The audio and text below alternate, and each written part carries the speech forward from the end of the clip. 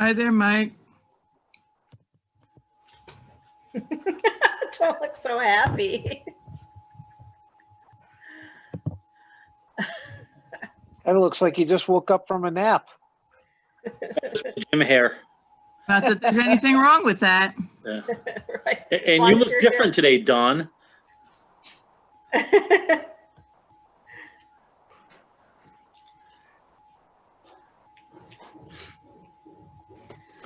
Lynn, do you know how to change your name on your screen box? No. So go into the participants list and click on more under your name. Under under Donald's name? Yeah. And then you should be able to change that to. Oh, okay, I see. That's why I was saying you look different today, Dawn.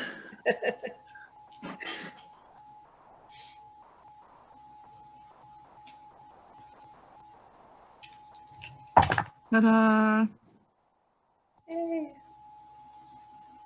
Now, right now, this participants list screen is showing up right in the middle of everything. You can just grab it and move it. Okay. Hang on a second. I just lost Paul, who was here a second ago. And now I got it, I think. Oh, okay. Cool. Let me just slide this somewhere else.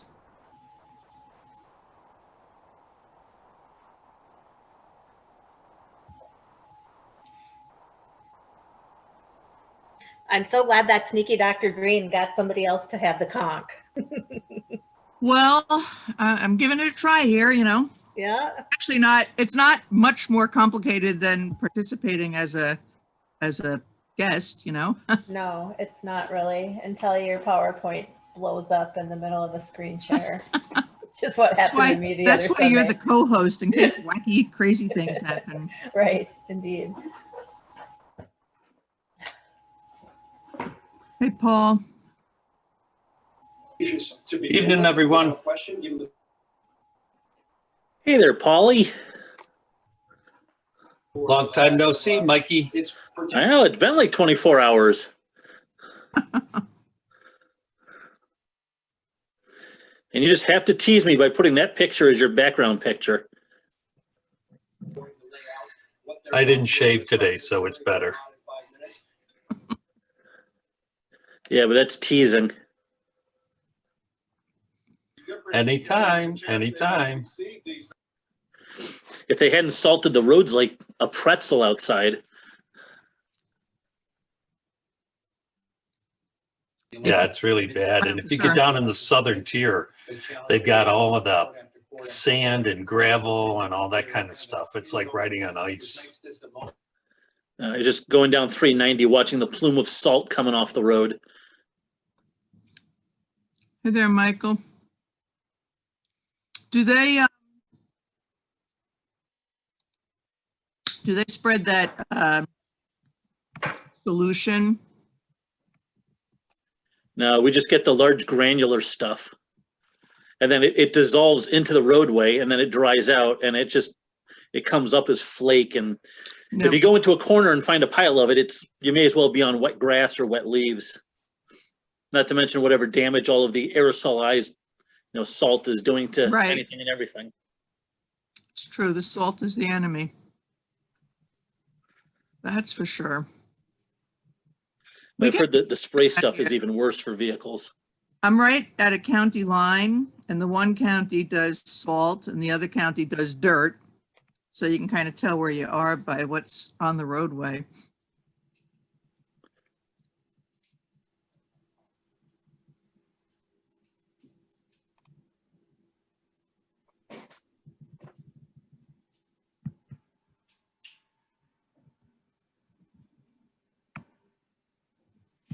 We had about 2 inches of wet snow, which I decided not to remove. Of course, then you drive on it and, leave tracks in the driveway. Then it freezes up and then you got ruts. Then it snows again, so the ruts are hidden, which isn't bad in the car, but when you're walking on it, it's like every now and then your foot goes into a hole. So, Oh, that's hilarious. So you always I make live the in- wrong decision about removing the snow or letting it stay there. My husband used to be super anal about, and I mean, I live in Minnesota, right? So it snows a lot here. We can't go anywhere until you shovel or snow blow because you'll get ruts in the driveway. Well, no, it's true. It is a reality, but you know, you have to kind of, it was such a slushy snow because it snowed and then it rained that I couldn't use the snow blower on it. Yeah. A long driveway. So I kind of shoveled out about half of it, but you know, you reach a point where it's like, all right, screw this. Right. Right. Or like you want to continue to live your life here in Minnesota winter because we're going to just have to drive on the snow sometimes. What I always try to do at least is shovel out the very end of the driveway by the street, because that'll just turn to cement if you let it be, because it's been salted and Right. etc. So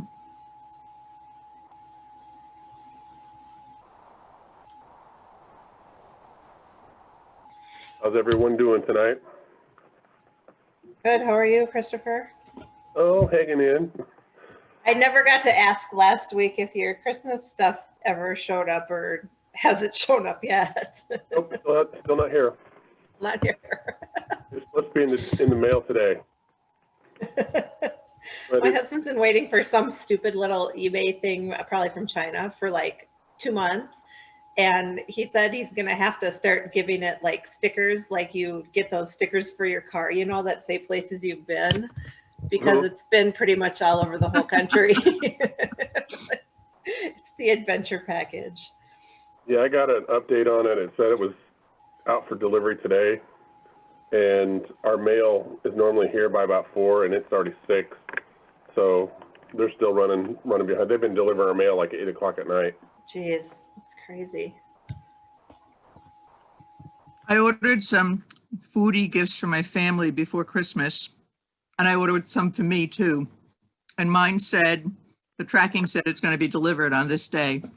So I went to the post office because I live like next door to the post office just about, and I have a PO box as a result. And they said, oh, it's not here yet, but all the packages are a mess. You know, we've been having such a hard time. Everything is backed up forever, and you know, I don't know when you're going to get that. Something, oh, great. How about these other packages I sent? When are they going to arrive? So later that night, I checked the tracking again, and it said it had been delivered. And I'm like, well, and at 6:30 at night, the post office is closed then. So I said, well, maybe go take a look outdoors. And there was the package on my stoop, and the UPS guy made an executive decision to deliver it to the house, even though it said deliver it to the PO box, which I wanted to give him a big thank you for, but I didn't want to do it through official channels in case he broke every kind of rule and would get in trouble for doing that. So I have to snag him the next time I see him and say, thank you so much. I've been waiting on parts I ordered for a couple of months now. And every now and then I get an email saying, oh, just an update. These aren't here yet. I'm like, yeah, I know. It's kind of frozen some of my projects because can't do nothing without the parts. Japanese bike parts. Yeah. Yeah. Back in, I don't know, March or April when the pandemic started, I ordered a 29-inch LCD display to replace a monitor in an all-in-one computer. It had something get knocked off a shelf and it fell and hit the screen and shattered the screen. And it took like 2 months. It had to be shipped directly from China, and it took like 2 months to get it shipped. And a month of it was going through customs. Well, my post office guy said that the post office is so backed up with people who are sick with COVID or who are quarantining because they've been exposed. So they're operating at a very reduced staff, and that there's just not the manpower to push it through. And he says they've resorted to getting storage containers and they're just full, and who knows when they're going to get to them. He said he himself had ordered a package from and that he keeps checking the tracking, and it's been in one place for 17 days. And that was, you know, before Christmas. I don't know if he's gotten it yet or not, but it's kind of a mess. the item that I ordered sat at the Virginia post office. I ordered it on December 3rd with 3-day shipping, and it sat at the Arlington, Virginia post office since December 11th, and it just started moving like 2 days ago. It seems to mostly be affecting packages. The regular mail seems to zip right along, but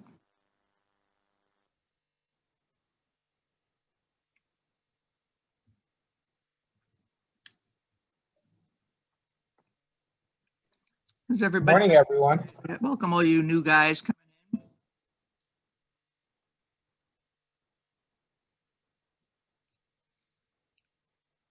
Don is away, so I'm kind of filling in with some help.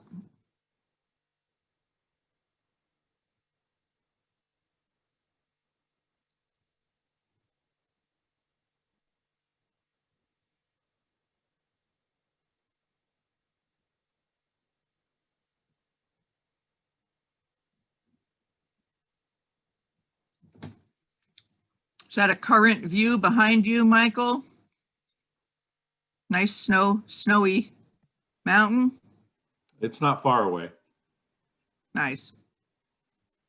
Not a bad backyard view.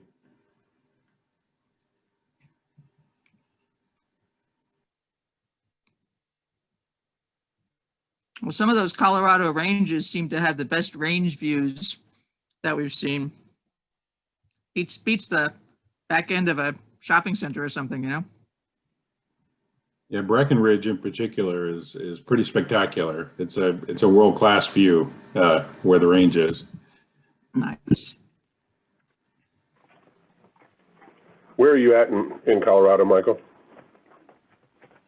I mainly stay in the Denver metro area or Longmont up north, but right now I just kind of walk about. Everything is shut down for the season, but it's a good opportunity, depending on the weather, to check up on, like Breckenridge, for example, is scheduled at Colorado Mountain Community College, and there are a few ranges that they have that Abate has relationships with. So just checking in on those. They don't run very often because there's not a lot of population there, but keeping the relationships groomed is not a bad way to spend the winter. Mm-hmm. I have plans to. This is Belinda from Tuscaloosa, Alabama. I went up to Colorado for the first time in Fort Collins last year in October, and I was so excited to go. But then we got there, and that was when the wildfires started, and we were like, we couldn't see anything. So I'm coming back in April and June this year. So I'm hoping to get to see more and do more whenever I get up there. I'll be up there for a week-long trainings, and hopefully we'll get to see more when I get up there.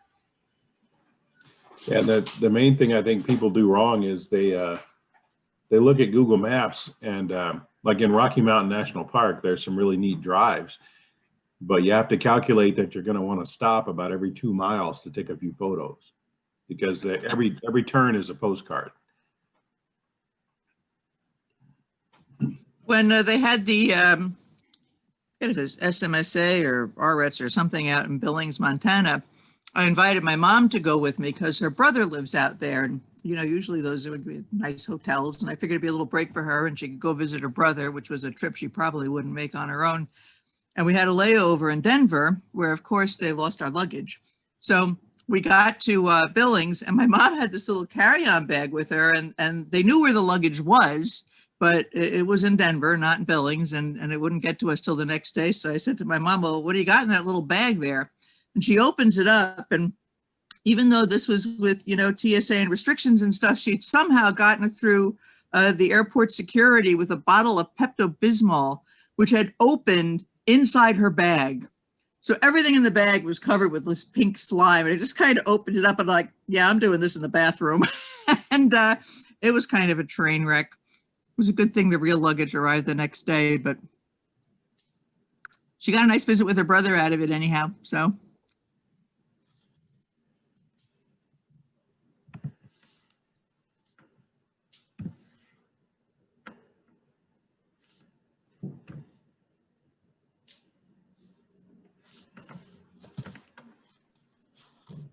Where's Roxy, Ron?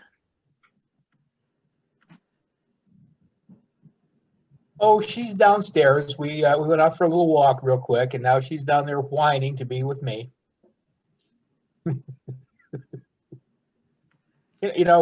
I just must have some sort of animal magnetism.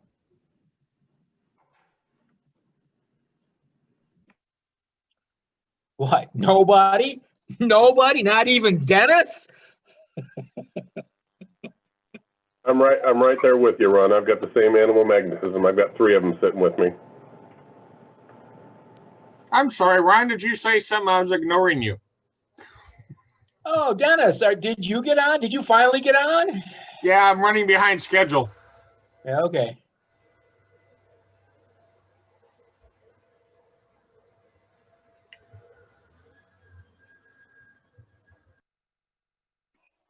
Oh, she's so, is that a boy or a girl, Christopher?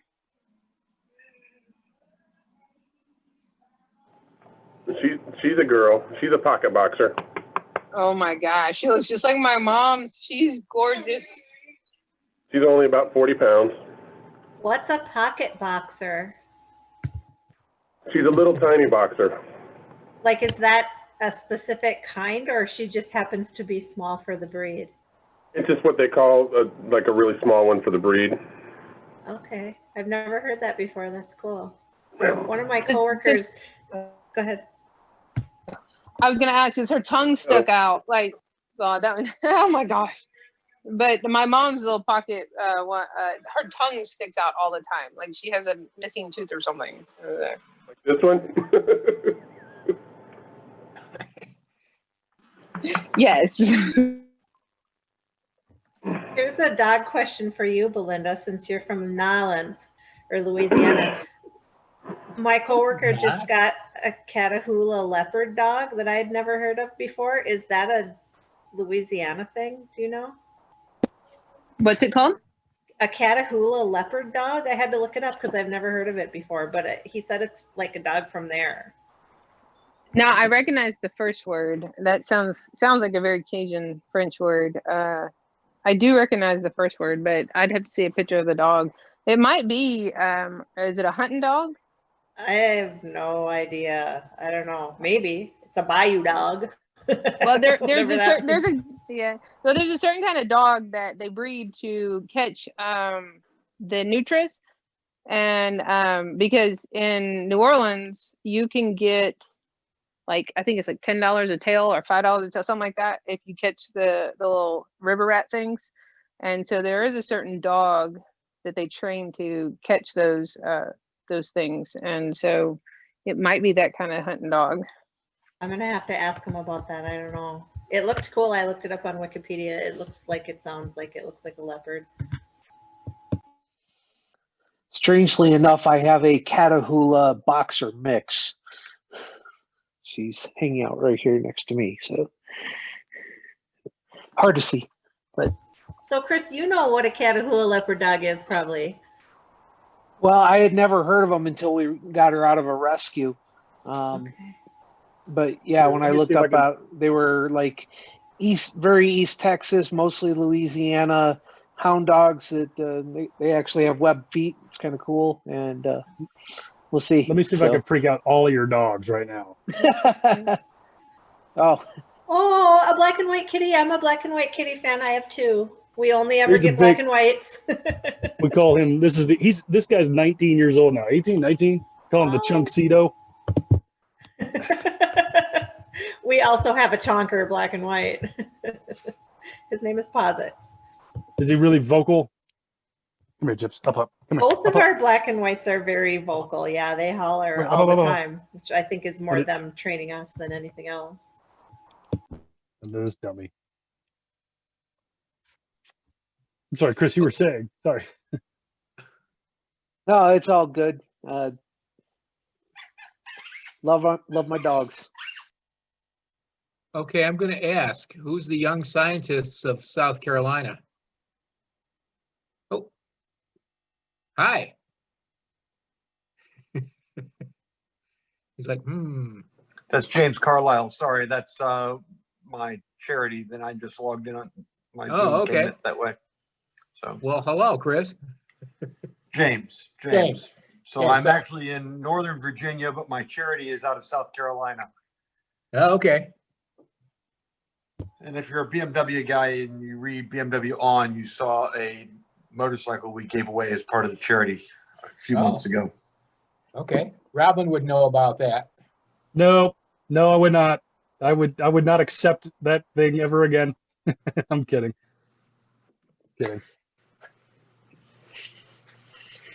I did not get the tattoo on my hindquarters. But you're gonna, right? I am not. I love my bike. I do. That is a cool, fun bike. I'm very happy I own it. But no more. That's it.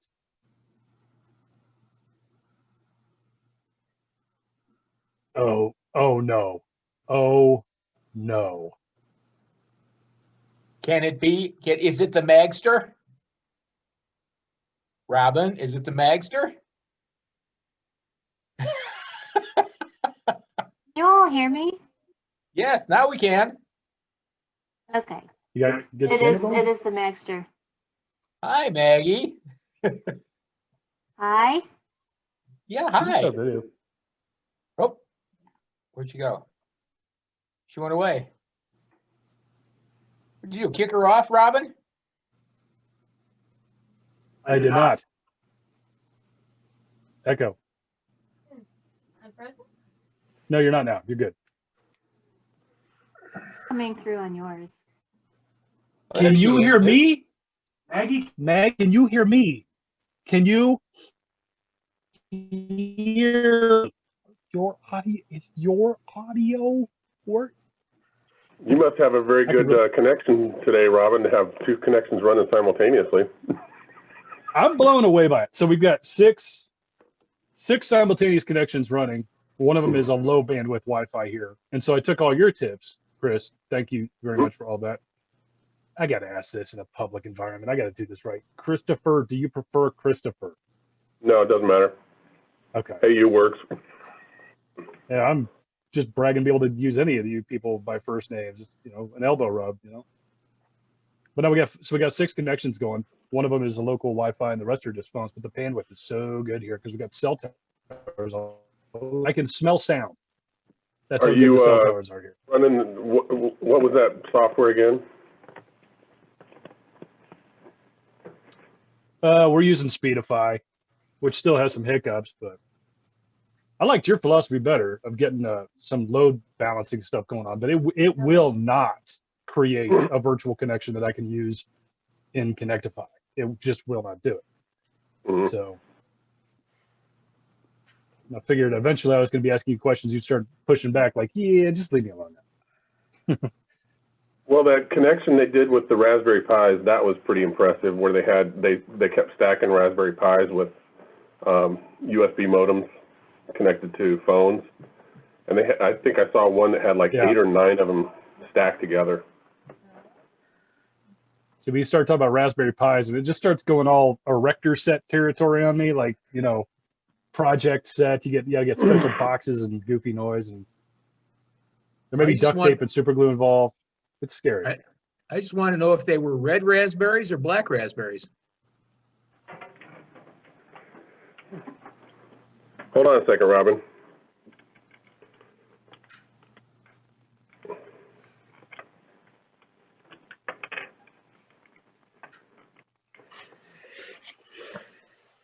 Why do I think this is going to get really nerdy really quick?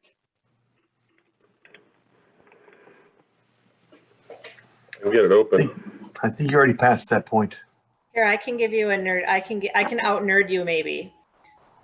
Make it happen. We're a Raspberry Pi household. There are a few things that run off of those at our house, but one of the cool things that my husband did is make the voice commands on a phone open the garage door. So like if you're on your motorcycle, you can just yell at your phone, which is in the dock on the handlebar or wherever on your bike. You can just yell at your phone and it opens the garage door. I would absolutely have to Samuel L. Jackson that. What does I got that it coded mean? for just like I constant, know constant that's what I raging. said. Yeah, we need to turn it into like some kind of secret word to make it work.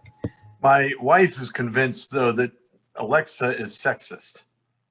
That if I tell Alexa to do something like open the garage door, she didn't hear me, that's good, that it'll work.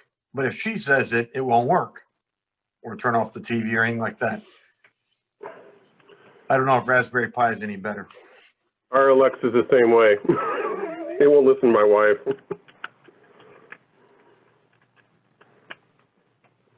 Google does it too. Like my Google will listen to my husband when he says, "Hey Google, we're leaving," and it'll turn all the lights off. But he won't, or he or she, whatever, won't listen to me either. So Yeah, something's So weird is about it. Raspberry Pi like Alexa or Siri or something? I'm not familiar with that. That's a Raspberry Pi.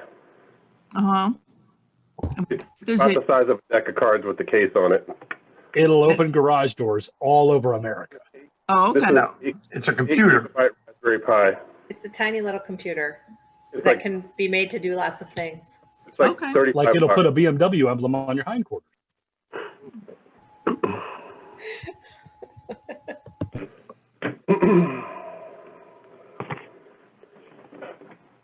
You know all the fancy light displays that people do for like Christmas and Halloween with the animated lights? This is what they do it with. My son uses it to manage the network in the house. So I think that's why you guys started talking.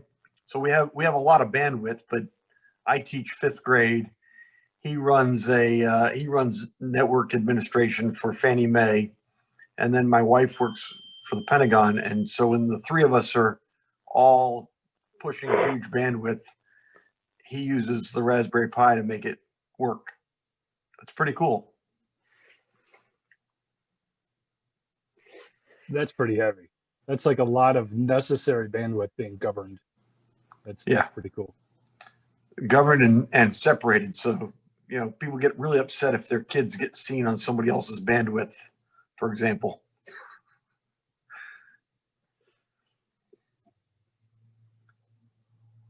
I'm starting to make regular points of whenever she's on a Zoom meeting with her work. I'm sneaking up behind her shoulders and just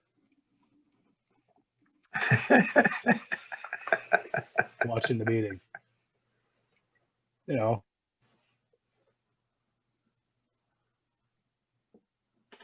And your So nose what's everyone want to talk about? your nose is not broken yet. Has I do anybody not understand. visited? Sorry. Has anybody visited Don's newly created RiderCoach forum? Just the second day. And did you post Say anything? what? Is there a link? It's on the RiderChoices, his RiderChoices website. Okay. And I'm asking because I was there the other day and I posted something, but that was the one and only thing that has been posted. Oh, I posted a question. What was it? Something about, so I'm in a state that still does the old 2013 BRC. And I'm an old rider coach that moved to South Carolina where they think that as long as you're wearing sunglasses, you're safe. And so they don't take training seriously. And then I came back up here and had to recertify. And so now I'm going back through and I've got all these old coaches and they're all telling me to skip exercise 8. Right. That's what I keep saying. I'm like, why? Well, because you don't need it anymore. With BRCU did away with exercise 8, so you don't need it anymore. And so I posted a question about what possible reason could you give me to argue against it? And the problem I have is I haven't been to BRCU, so I don't know what the reasoning against it is. So they're telling you to skip BRCU exercise 8 or No. 2013? Oh, the old curriculum Exercise 8 in the old BRC, which is the. Oh, are you still running the 13? Yeah. Virginia still runs 13 now. They're slowly moving. So I'm also teaching on the military side, which means that I'm getting certified at the end of this month for BRCU. And so then I will know both sides of the coin, and maybe then I can make the argument better. But So, that All was right, my- well, I'm, that was the okay, tell me question I about posed. exercise 8 then. What is exercise? Because I know yeah. started with you. I started with BRC. So tell me what it is. Hang Great. Okay, then Why would and then you you just skip disappear. 8? Somebody bust out the old cards if you have them. And I'm with Belinda. Like, I compromise myself in all this stuff every time we do these chats. Yeah, so I'm so- willing to say, Counterclockwise, circle around the range. Right. It's the third gear, right? It's just Shifting the speed, just, second, to third. yeah, it's matching Second to gears third to in the speed is straight. what it's called. And it's, yeah, literally you have them right around the range, shifting second to third to second to third to second to third, and then you switch them directions and do it again. And it's the whole group them on. The drawback is when there are 12 people, they don't get the speed up high enough. It's the full size of the range, which isn't bad. And it generally takes about 20 minutes to do. And so these guys are all How like, to well, we'll split? save a little time. We'll get rid of that exercise. It's not necessary anyway. is that one a split? It's not a split. It does not have a split. Okay, so It does not have a split, but it's better done that way. that's what I was going to say. So I agree. And frankly, I was working the range 2 weeks ago, the last one we did for the year, with another relatively new coach. And we had a rider that was having a tough time. And so the guy who runs the program here happened to visit. And I said, I'd like to split that exercise because I need her speed to come up. And he said, great idea. Let's try it. And so we did. And she ended up passing the course. But so, yeah, I agree with you. It works better that way because their speeds come up. 12 people going around a circle, too slow. I don't remember a reversal in that exercise. It's not, I apologize. It's not a reversal exercise. It's one direction. You only reverse it to bring them back to the parking area. Yeah, the whole exercise is run to the right. It's But yeah, it's all clockwise. Exactly right. but you don't get to skip it, and you wouldn't get to skip, what was it, the pressing to initiate lean. I think it was like exercise 11 or 12. You don't get to skip that just because it's not in BRCU. You don't get to take it out of. Yeah, but so here's the question. curriculum. These guys, these old hats, they're saying, well, let's skip it because sooner or later we're going to move to BRCU. Now, frankly, Virginia has been talking about moving to BRCU since 2015. So, we might still be talking about it in 2025. now I've driven in DC traffic, so say no more. I mean, yeah, that's Virginia, right? Right. I got my Yes, jugger. it is. And Virginia traffic right now is 0 because we are on lockdown. Curfew. Nobody's allowed to move. A couple of thoughts I have on that exercise. The first, well, obviously, is don't skip it. As Mark Weiss said, you're not allowed to skip it. Otherwise, you're not honoring your essentially contract, your code of conduct with MSF to say that you will run the curriculum as the curriculum is developed. But my thought is don't start out automatically splitting it. It's intended to be a non-split exercise, even if you're running on a compact range. It's using the full perimeter of the range, and it's an opportunity for students to manage traffic and manage their safety margin, to figure out what they need to do to maintain that safety margin, because they're going to be following people who are riding slower than them or driving slower than them in real life traffic.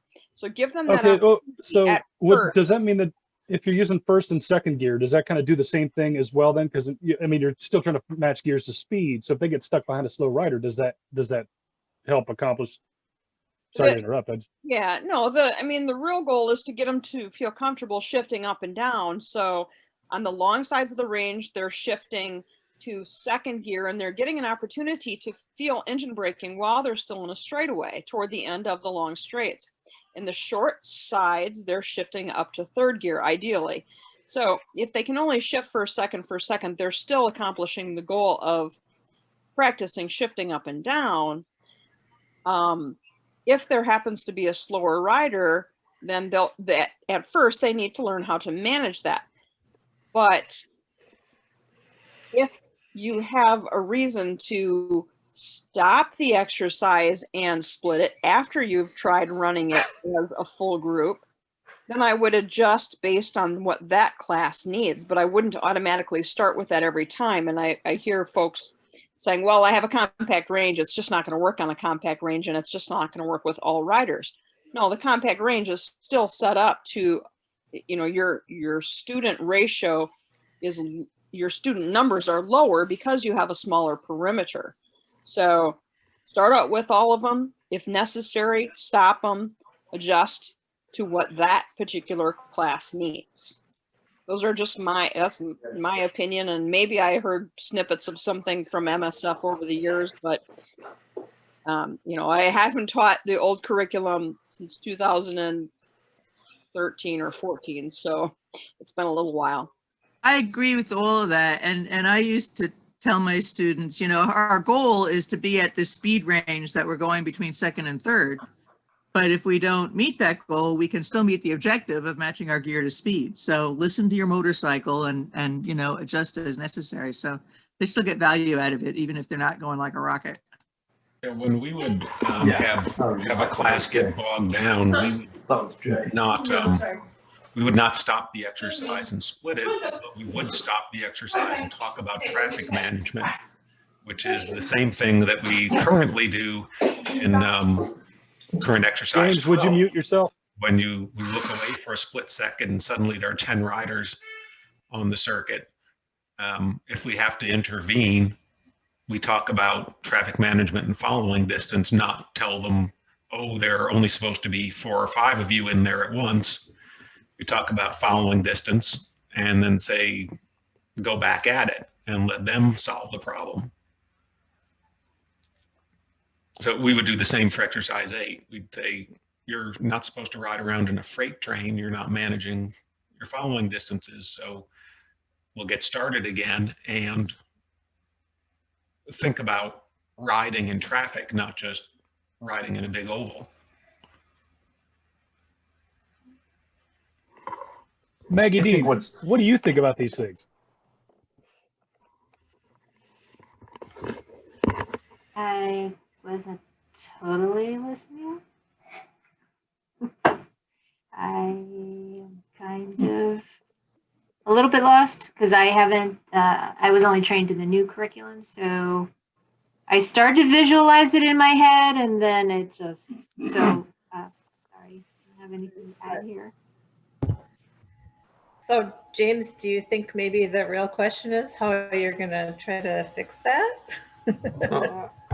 My real question is I want to be able to argue against the old salt, the graybeards. I want to be able to say to them with authority that other than just, no, I'm not going to do it, which is how I've handled it so far. And I get away with it, but I won't always get away with it because some of them are. It's a different kind of complete. It's not the same order for the recipe, but in the end, they're getting something out of it that is a different kind of a complete package. The new package is better. The old package is still a complete package. I mean, that's one way to look at it. And I think the reason they choose to skip is because they feel like they run out of time or they want to finish earlier, or that's where I run into a problem. I can't understand their reasoning for wanting to skip. So I'm having a hard time coming up with my counter arguments to say, hey, this is stupid, guys. Let's do it the right way.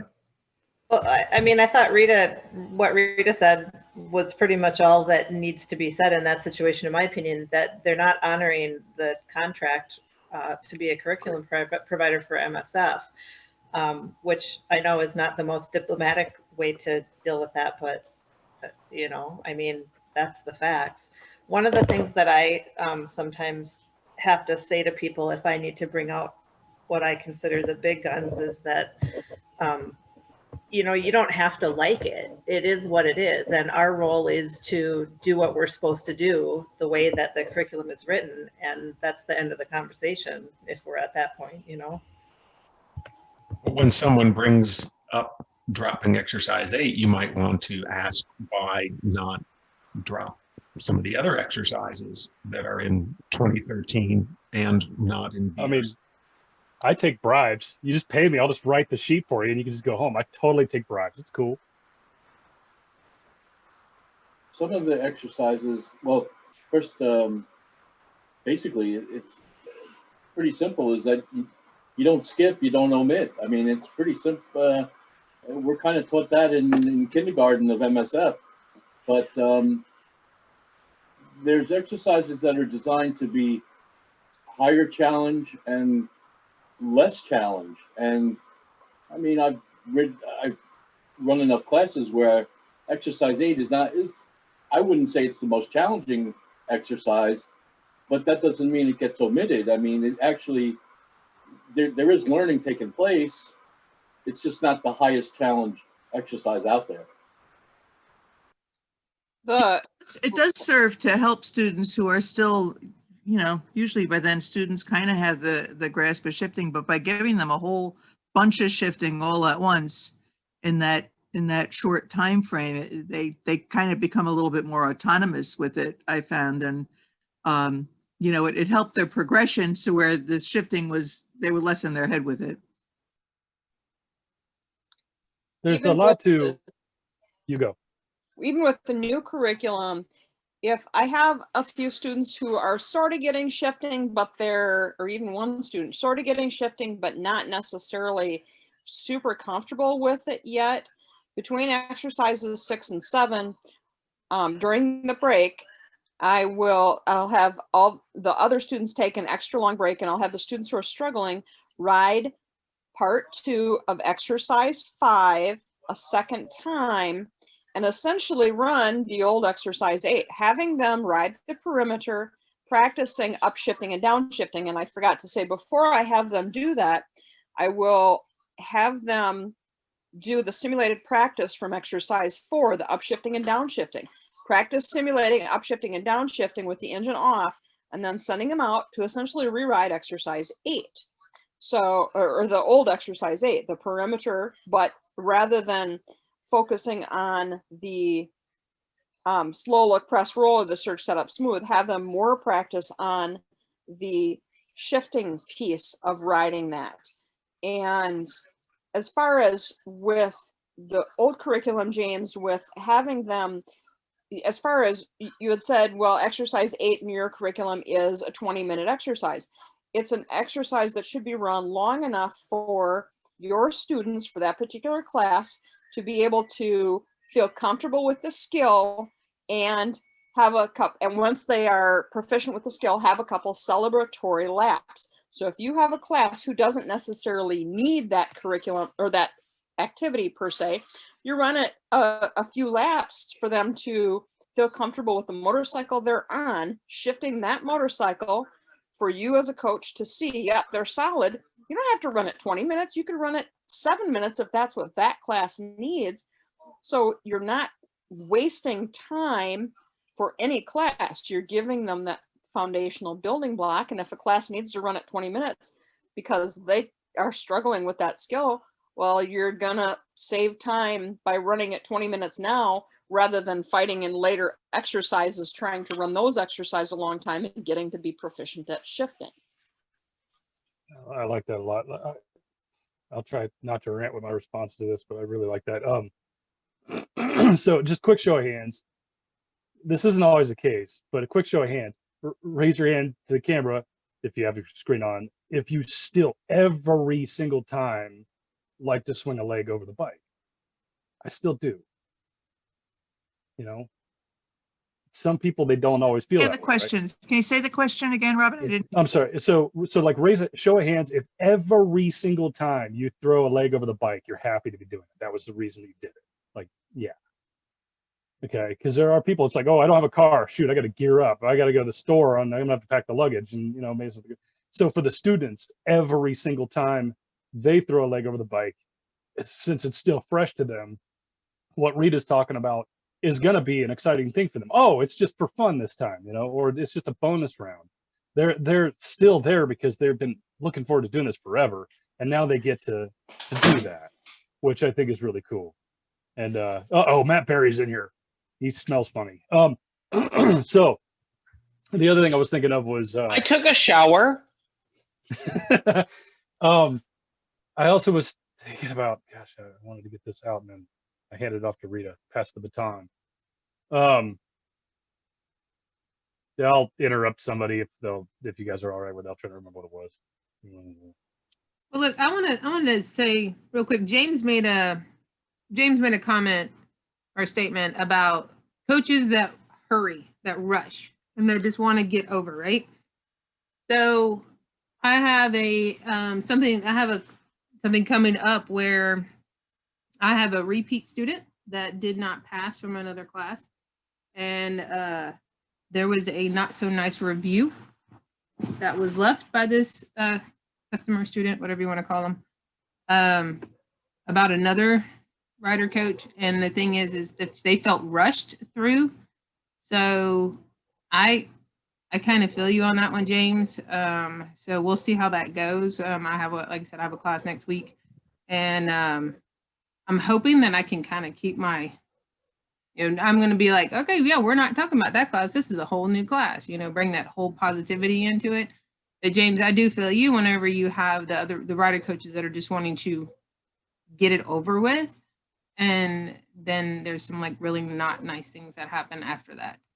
I don't care for rushed coaches. I'm just not a fan of that.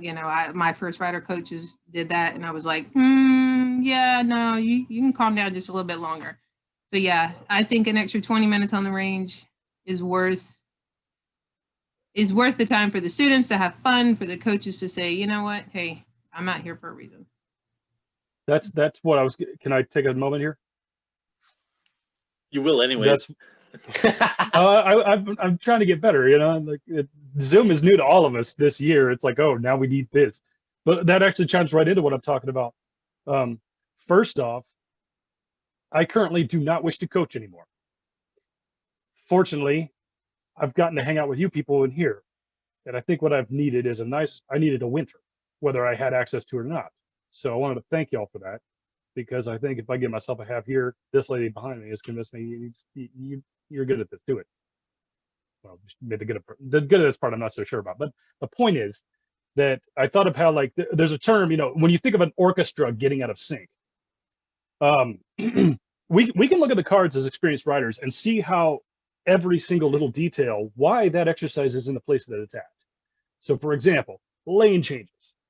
Okay, we could figuratively do that from the staging area. All right.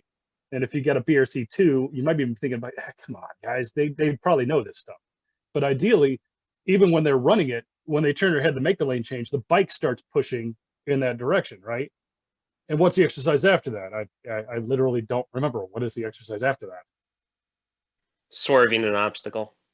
Okay, so you might notice that when you turn your head as you're signaling, the bike starts to move in that direction to the lane before you've even bothered trying to make a turn. So in swerving, if they're putting these things to use in turns, well, already we've connected them to that. We've bridged that. All right.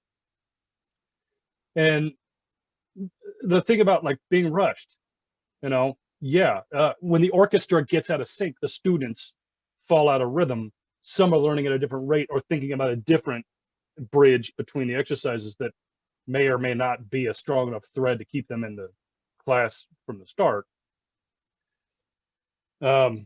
That may entail an extra half hour of time on the range. Site contract or no site contract. You may have to stick around to keep the chemistry to get through the entire piece. So I'm just putting that out there. I don't like to be rushed at all. And in fact, that is definitely part of what threw me off the rails and made me think, I don't even know anymore.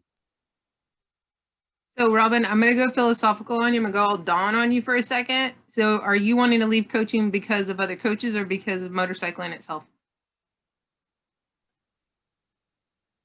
Oh no, no. Exactly. Why do people leave church? People leave church because they get mad. Oh, I'm mad at God. No, really, are you not? Are you mad at God, or are you mad at the pastor? Are you mad at your people at the church? Right? Are you mad at man? Or are you? That's baller. I love that. Mm-hmm. So, just to kind of think about it that way, are you tired of motorcycling, or are you tired of other people, other coaches? Don't let other people ruin your motorcycling experience. All right. Motorcycling is an amazing, fun adventure, right? Even though we, some of us are still, very new, some of us not. It's an amazing adventure. Remember, it's about motorcycling. It is not about other people and other coaches, because you can always tell them to shut up. All right.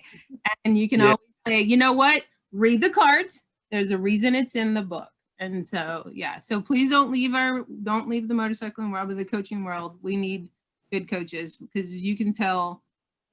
What did Ray say? We have 5,000 coaches. We have 200 that even looked at the forum, 20 that respond, right? So, Robin, your comment about still loving, there's somebody that's on a completely different forum, probably on a RT forum, talking about 30 years in, swinging a leg over a bike and still giggling every time.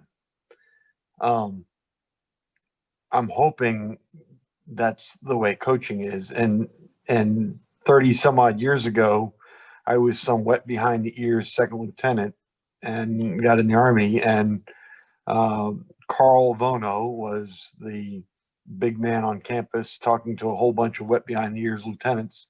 And one of the lieutenants had cojones big enough to ask him a question and said, when did you decide to make it a career? And Vono's answer was, Vono, by the way, was the highest ranking officer in the military at the time. His answer was, I'm probably just like most of you. I figured I was going to get in the Army and spend about 4 years and have a little fun. And when it wasn't fun anymore, I'd figure out what I'd do when I grow up. And while not every day has been fun, there have been more fun days than bad days. And I still have to figure out what I'm going to do when I grow up. That day eventually came for me in the Army. I'm hoping that I've replaced that with other things, teaching school, teaching motorcycle safety, wrenching on bikes, all the other things I do nowadays, doing a charity. I hope you can find that yourself. It is fun. And if you're still giggling when you throw a leg over a bike, I bet you can. Thank you. So does anybody remember when, I can't remember who said it, but talking about how mentally depleted one feels after teaching a class. And I think that's true, but I mean, I think it's valid, Robin, or anybody, to say that you just need some downtime from coaching, or you just need to have a little bit of an off season or a break. It's not like it has to be all or nothing, right? Yeah, no, like right now, it's an interesting topic to me, because I think like we all have our, whether they're small or large, we have life goals. And if you see a lot of those life goals, they're sort of scaling down because you have priorities that are important. What we do once we've scheduled ourselves to do this, we're taking the microphone and really taking on a lot of responsibility. I internalize everything. So to be that person and to coach, it is absolutely exhausting by the end of the weekend to do that more than 2 or 3 times a month, and see things that we needed to get to just sort of falling into the wayside. That can be hard. So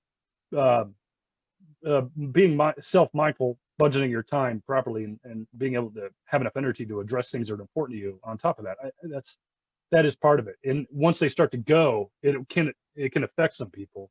I know that I love my cigar, but I take it out of my mouth once in a while.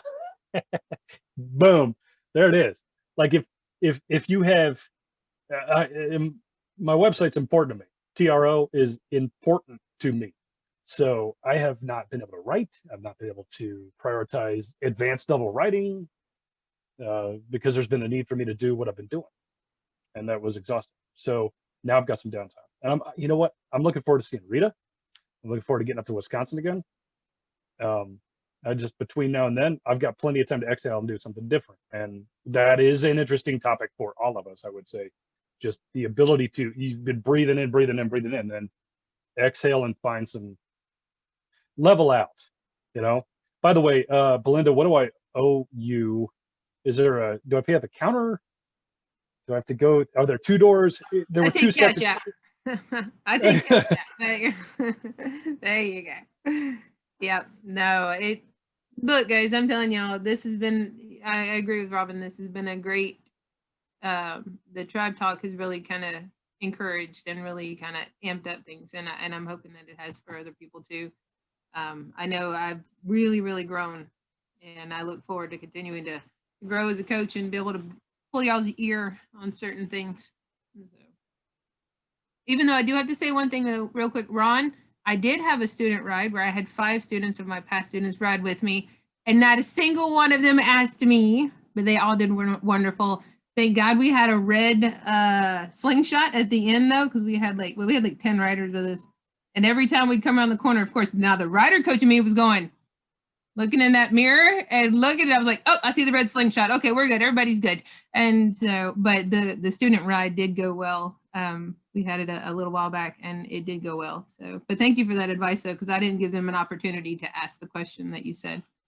So, thank you. Wait, you're talking about the slingshot, the vehicle, right? I want to do a BRC2 with a slingshot in it. Yeah, I want to do a BRC2 with a slingshot. Did that happen? Is this real?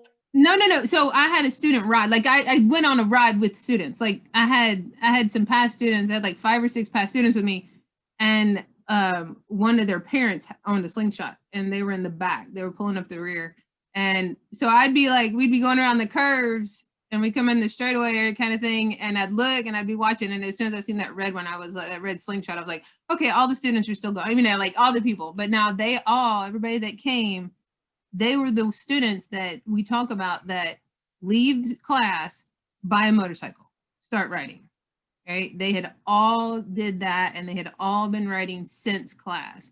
So they were kind of the like, yay, you're, the 10% of the, the 10 of the 100 that we coach that actually continue riding.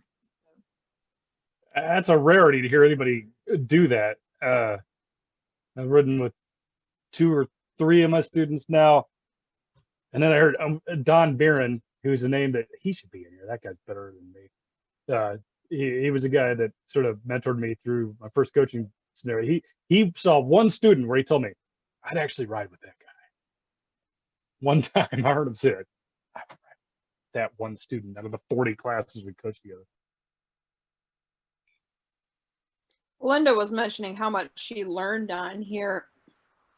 And I certainly learn a lot on here, but almost what's more important, or at least as important, is the camaraderie. It's so good to see my people every week. And if I have to miss out, I can't hardly get through till the next week, because I really look forward to seeing you all. I was chatting with someone recently about how deep our discussions have gotten on here, where at first when we started this, our discussions were just kind of surface learning. We didn't really get very deep into what we talked about, but it seems like over time we've gotten really deep about it. And the conclusion this other person and I came to was that because we have built this level of trust with each other and comfort with each other, that we're able to have these deeper discussions and not feel threatened. And, we've had a couple of debates about the benefits of this versus the forum or any type of typed conversations, that you get to have that live feedback from your other people, and you don't get attacked and you don't attack other people. But the depth of the conversations too, it's just so wonderful on here. And I appreciate you. And I got a message from Don Green, who said he sends us love. Please tell the tribe, because he misses everyone very, very much, but he had a bigger obligation tonight, but he's thinking of all of us.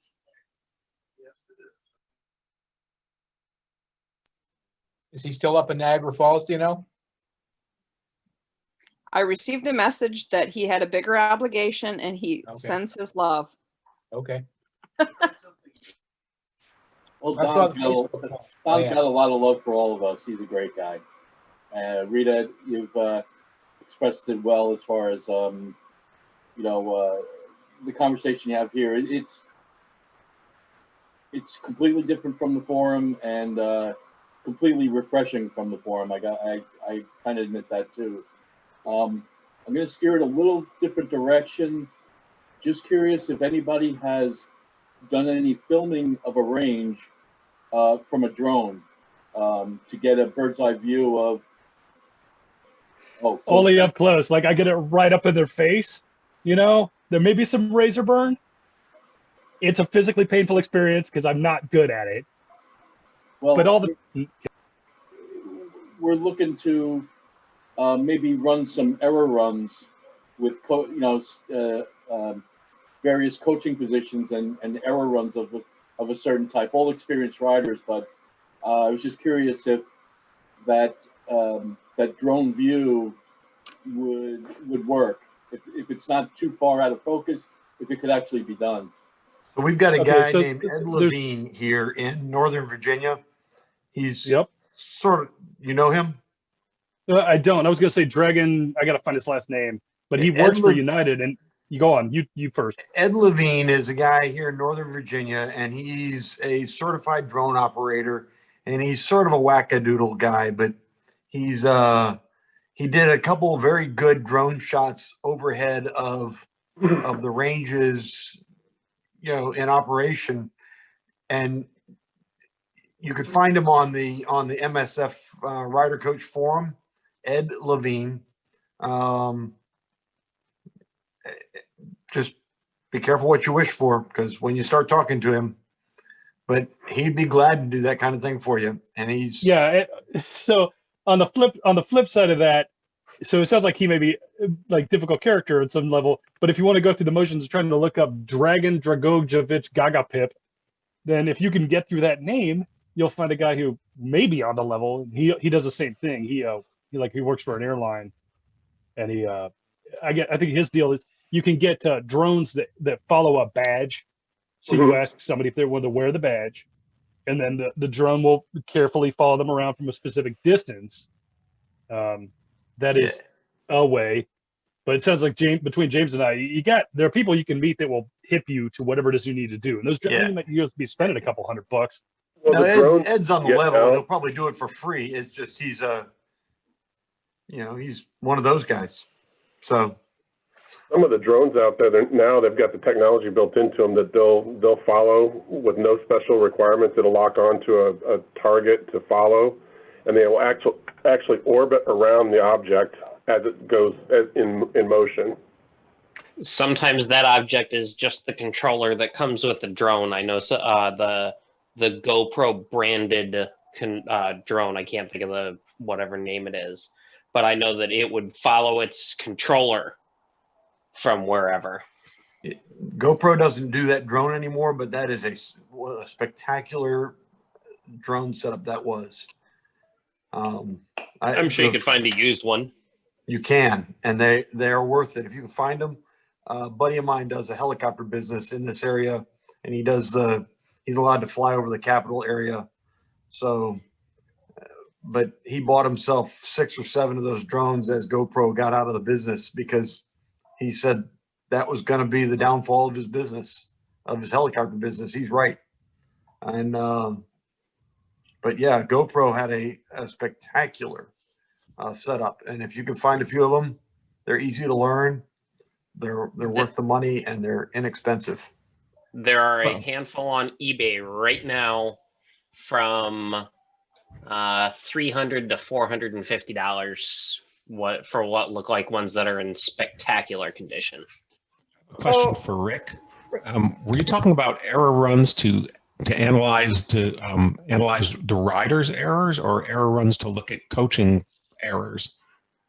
Well, our overall theme of the update is range management, so it's coaching errors.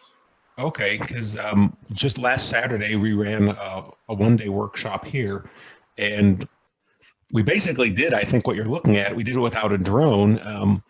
We just had coaches riding and coaches in coaching positions, and I had the coaches moving to different commonly used but not idealized positions. And the intent behind setting up the exercise was to have the coaches take the pressure of dealing with actual learners away and have them think about what they were getting out of the coaching positions, and which ones worked and didn't. And that part didn't actually work out the way I thought it was going to. But what did work was we got rider's eye point of view, and the coaches who were actually riding pointed out how the communication from the coaches in the not ideal locations were actually useless to them. How that by the time they got to point B, they knew the coach was probably signaling something, but they couldn't see the coach any longer. Or Is there this a wasn't enough two-coach time to environment or just one respond. coach? Is this a solo? No, this was a full-size range, so 2 coaches. And Does the other coach have range control? no, this wasn't during a class. This was a workshop. Right. Yeah, I get. Okay. I guess I'm just visualizing the actual scenario. So, I mean, my point being that if one coach has full range control, then I mean, the other coach could be doing cartwheels in the background so long as they're effective in some manner. You know what I mean? Well, what this pointed out to the students was that these favored alternate positions were not actually useful, because the coaches who were riding got to experience the fact that they could not get the information in time or at all when the coaches had moved to these theoretically better positions.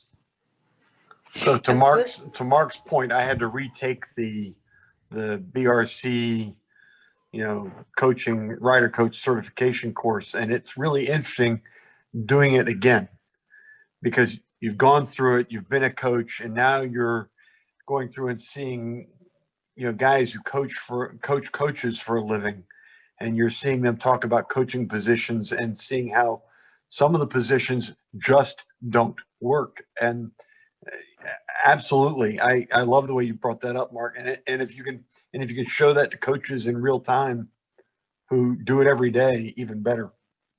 So your drone idea, Mark, your idea, perfect.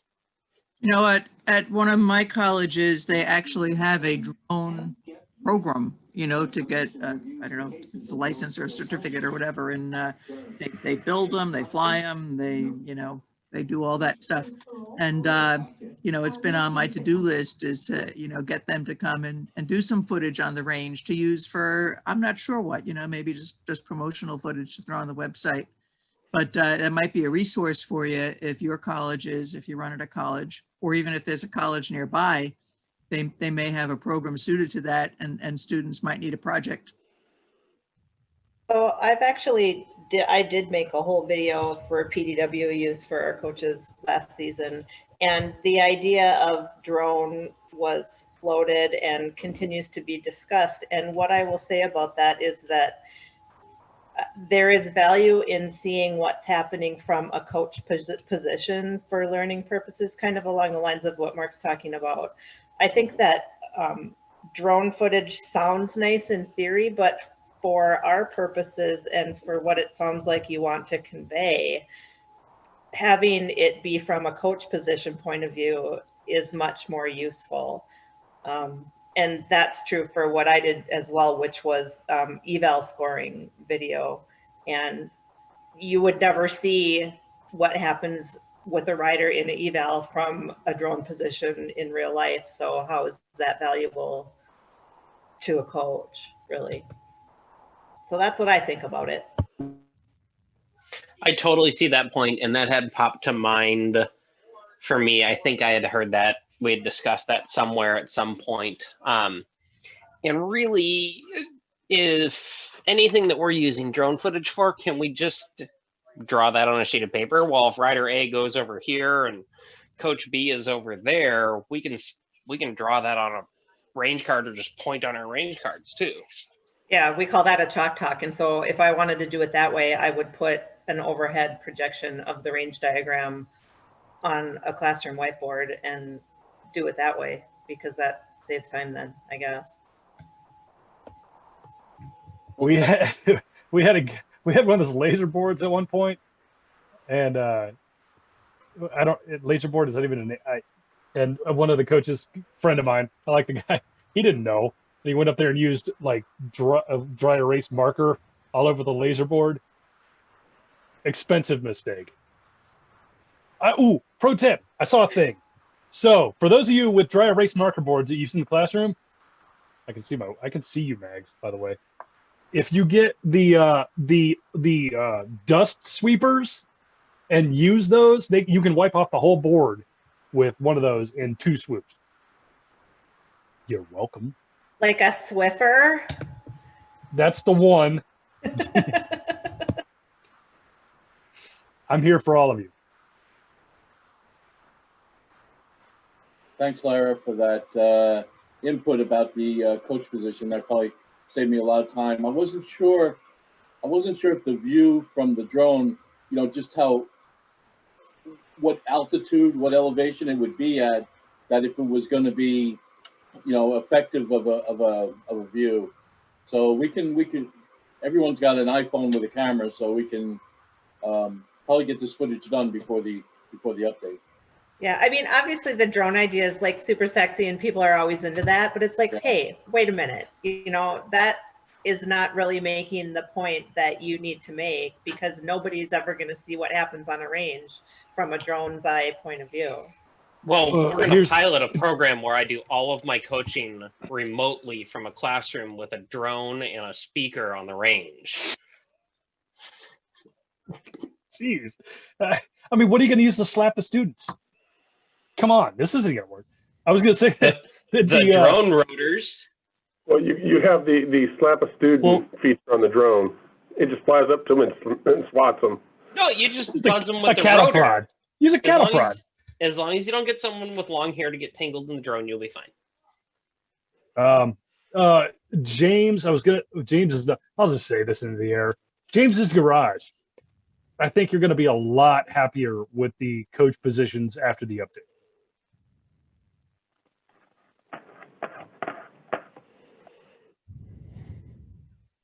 Okay.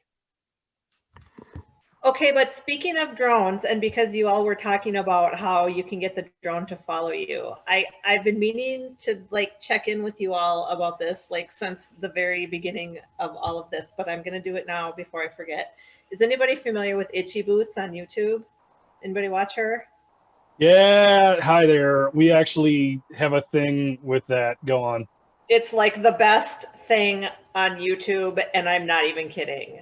It's the greatest. She's not messing around. She's not messing around. She's on her. No, I mean, you got to start from the beginning, because it's a way to scratch your travel itch, and it's motorcycling, and she is just like a really awesome personality and an excellent narrator, but she's seriously hardcore. So that's going to be my plug for Itchy Boots. It's a really good thing to kind of get lost in and binge watch in these boring dark days of winter or whatever. I was just listening to a podcast today and they mentioned Itchy Boots. Yeah, she's been on the ADV forum guy with, I forgot who the ADV guy is anyway. But like a couple of other pretty high profile podcasts and YouTube. I don't know if this one was high profile. It had some guy named Tim and Tim Clark, shut up. Okay, so yeah. So Tim Clark is an ADV rider guru, and he's one of the co-hosts on our podcast. And yeah, we've got a junction with Itchy Boots that we're broadening slowly. She's so just cool. She is a beast.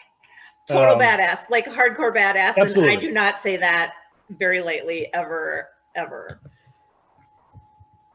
Yeah, I mean, so, and the way she's doing it too, so, I mean, her presentations are quick. There is editing involved, but she's got her entire rig is with her. She's just constantly traveling the globe. And then once it's time to get something out there for people to see, it's quick cut, quick faded. I mean, we were talking about doing these 3-minute things for Dawn. you know, Wondershare, any quick editing software that lets you add a little bit of finesse to it. She does a really good job of getting everything out there quickly in relevant form.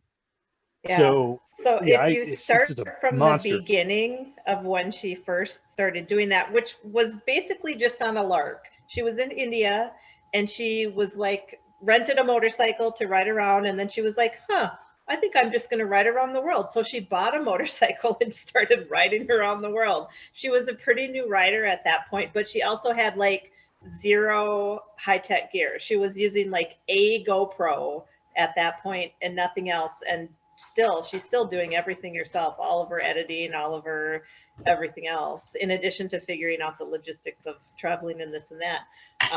But it's so interesting to see how her content quality has improved from the very beginning to what she's doing now. And it doesn't even matter. That's just like a total aside, because the stuff that she's done is just incredible. And even the videos that she just posted, she's been posting only once a week, but like she just did one at the Dutch police motorcycle school, which was super interesting. And then the last one she posted, she went like hardcore enduro riding someplace in Belgium.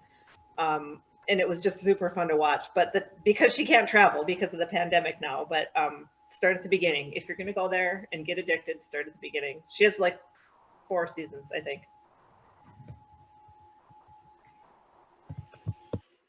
There's for those music fans, there's a family, I don't know if you've seen them, the Colt family and the Quarantine Kids, and they do a bunch of classic rock music on YouTube, and they're having a blast. I think it's a father and 3 kids, and there's this little girl about 7 or 8 maybe. She does Mick Jagger moves to Gimme Shelter, and it's just fun to watch. They do Burning Down the House from the Talking Heads, and whatever lessons they've gotten, they're coming along. They're fun to watch, and if you need to kill some time, at least you see a family having some fun. I think it's COLT, Colt Family.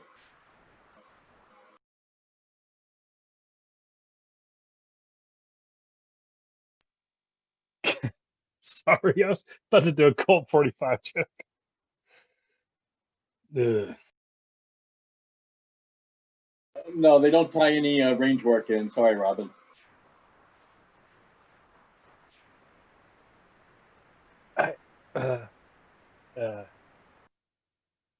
Trying to bridge. I got nothing. I got nothing.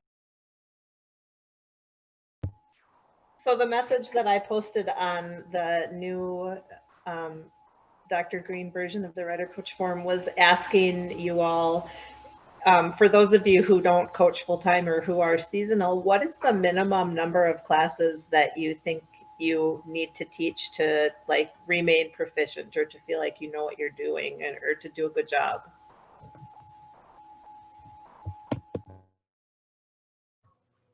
Laura, I think the minimum number per year would be at least 5 or 6. You know, right now with the new certification, I think it is 4 every 2 years, if I remember. But I'm saying if you can do 4 or 5 a year, I think you can stay proficient, about 1 every month. And I'm talking about where I live in the Midwest, where we can only run classes like April through October, maybe November if we're lucky. I'm with Dennis. I would, as a fairly new coach, and also having witnessed Robin's progression as he was coaching, at least once a month is nice to keep yourself refreshed, because otherwise you forget a lot of stuff.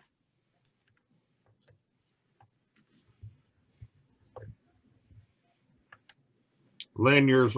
I know. I double clicked. I think that's true in general, but you know, I've had a few coaches who, for various circumstances, were not able to put in a bunch of classes.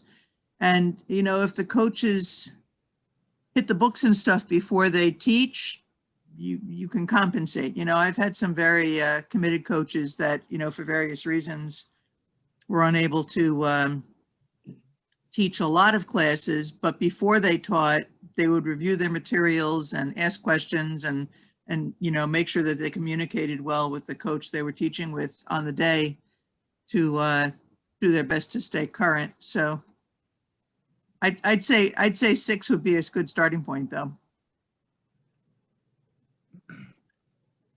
And as a site administrator, if you get someone that can commit to those 6 classes, that's also a little bit of a return on your investment, in the time that's put into getting them up to speed and keeping them up to speed. Well, Lynn, one of the things I've learned over the years that I've been teaching, some coaches will do maybe 1 or 2 classes a year and that's it, just to keep their certification. They don't really have the, what do you want to call it, the incentive or the dedication to teach more so they get better at doing it. The old saying, the more you learn, the better it is. And to go right along with both, I'm sorry, Laura, to go right along with No, go both ahead. comments, okay? I feel that it's just as important to observe a few more classes, because even though you review the material and know what you're supposed to do and you're focused on, okay, I'm supposed to do this, this, this, this, and this, when you see other people doing it or not doing it as you're following along through, you'll get a better understanding of what you should be doing when you start teaching. Yep. All part of mentoring. And also maybe part of the interview process is, how often do you see yourself being able to do this? If it's a choice between someone who knows they're only going to be able to do it, twice a year versus someone who says, oh, I want to teach 1 or 2 classes a month, that might come down to the selection process. Do you have a minimum that you tell them that you want to have in a season then, or run? I don't. I mean, our state minimum is 2 a year, for the certification. I tell them if you only do 2 a year, you're going to kind of suck at this, so I encourage more. I have very few coaches that only teach the minimum. Most are in for, usually most are in for that 4 to. I have a bunch of coaches that are in for 4 to 10, and then I've got a few coaches that are in for 30. So it kind of depends. One thing you can say to coaches who only want to teach a few classes a year is ask them if they have a student who comes to class to learn how to ride a motorcycle and says, well, I want to learn how to ride, but I'm only going to ride about 3-4 times a year. How good of a rider do they think that student is going to be?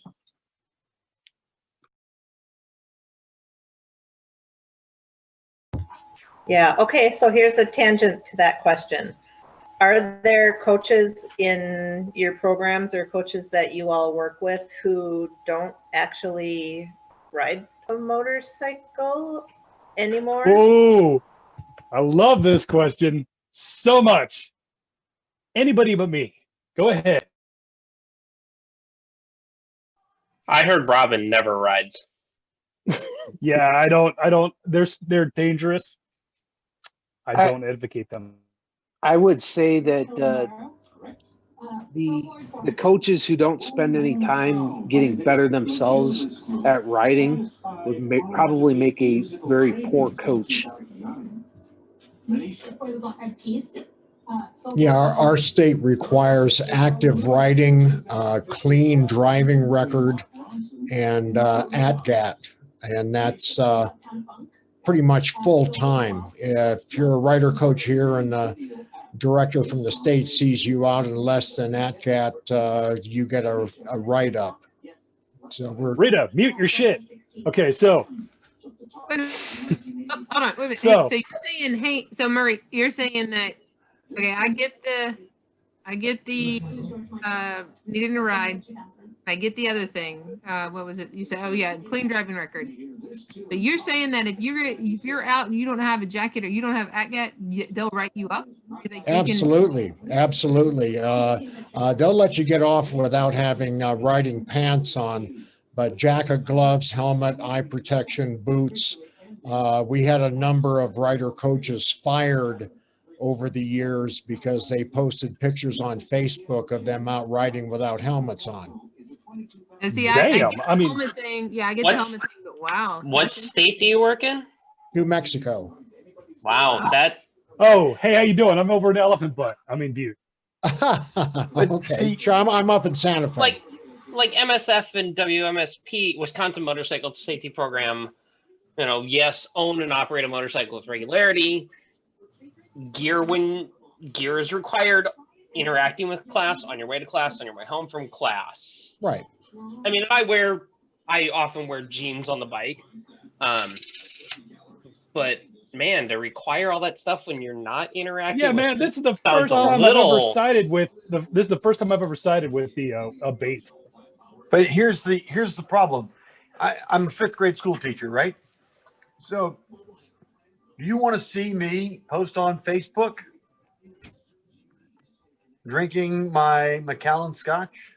Well, every night? I think it's a different issue. My take on it is, in a city like Santa Fe, I've been at this a long time and have a bunch of students, I guess under my belt is the best way to say it. And so what do I say to them after we've gone through gear and helmets and protection and all that stuff in class, and we've talked about it in on the range, and they see me on a Saturday afternoon down rolling around the plaza in a t-shirt and jeans and flip-flops. Right. That's I mean, maybe I'm wrong, but for me that's pretty hypocritical. No, And, now look, now I agree. Now I agree with you. I do. I'm an at-get person. I do. I ride that way, and we've had a thing where somebody rode up in a situation, or coach came up and was riding in a tank top, and I was like, oh, yeah, you know. So I do get it. I think that was just kind of, it took me by shock that the at-get part of it. Yeah, I understand about the helmet. I totally do. I mean, that's just something. I mean, I tell people when they ask me, my students do ask me, do you really wear a jacket? And I'm like, I've got too much invested on my skin. Like I have over $1,000 or $1,000 worth of ink on my skin. I'm not giving it to the asphalt gods, but you know, yes. So I do, but I do. It just kind of took me by surprise. So, but I like I said, I get the helmet requirement and everything else, but I don't know. I kind of, it's one of those, like, if I want to wear a tank top, you know, I feel like I should be able to. Now I do have a saying though about tank tops and riding motorcycles. Don probably doesn't like it. He probably edits it out every time I say it. But riding a motorcycle on a tank top is like having sex without a condom. It sure feels good, but it's deadly. So don't do it. But you know, it should be okay for me if I want to do it. The problem is that we end up being seen as representatives of MSF, and that's the. Well, no, it's representative of motorcycling. That's the difference. MSF is one thing. Motorcycling is something else. And I'll get on a soapbox about this. If you go down on a motorcycle, I've been riding almost 60 years. And knock on wood, I've never had an incident on the street. But being a racer, I've had incidents on the racetrack at some fairly high speed get-offs. And I'll tell you what, you get off and you slide down the track at 70, 80 miles an hour and off into the grass, you realize the benefit of riding gear. Hang on. Try 130 miles an hour. The thing is, though, that you're represented in both platforms. Both. No, you're represented as MSF and you're represented as a motorcyclist in the real world. Sure. So you're kind of twofold. You're getting kicked. There's no need to soapbox it. You're actually totally cool. It's just that you picked one versus another, and they are equally problematic depending on your stance. Oh yeah, absolutely. But here's the lesson in there, is that once you've been on the track, you realize how stupid it is to misbehave on the street. And then the second thing, but more coaches. Well, no, you know? Then okay, I know coaches who do all kinds of weird stuff. I'm with you. I hear you. But then there's also you learn really quickly that the danger in traffic, I don't know how it is in Elephant Butte, but we got gravel, we got all kinds of stuff on the streets here. Not Hey, to mention we've got Route 52, which is the most terrifying motorcycle ride I've ever been on, flat out. I just go back to the idea that if you end up on Facebook and they see you and they say, well, that's my MSF coach and he's riding around with sunglasses and he's nude, which is South Carolina standard, by the way. Oh, sure, here too. Yeah. Then obviously MSF supports that. Now, That's- I'm I'd like to totally offer with you guys. an opinion, and that's the because that's the I've thing been a here state about the coordinator in 3 alcohol different is that programs. the reason that a school teacher will never post a picture of alcohol in their hand on Facebook is because no parent wants their school teacher to show up with alcohol. Well, I'm kind of in Belinda's camp, because I was a little shocked to hear that there's a state program that thinks they can legislate against bad examples.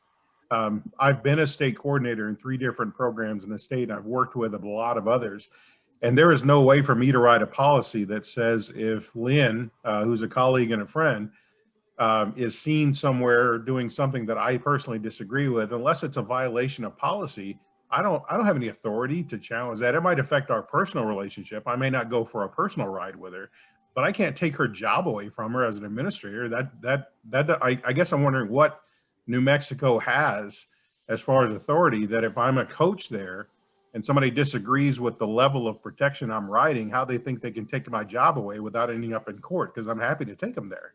Well, it is policy. It's absolute policy that you sign when you go to work for the state. You sign the MSF policy for coaches' behavior, and you sign a state policy for coaches' behavior.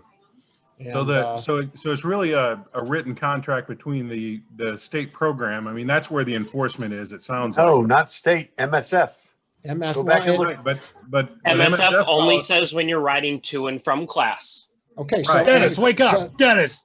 Okay, so New Mexico is one of the few MSF states. Robin, But we- quit picking on me. But we have we're on contract to the state DOT, so it's a really convoluted relationship. But we've actually applied most of that same policy to the riding academy for Harley Davidson, and we've had You know what people- though, Murray?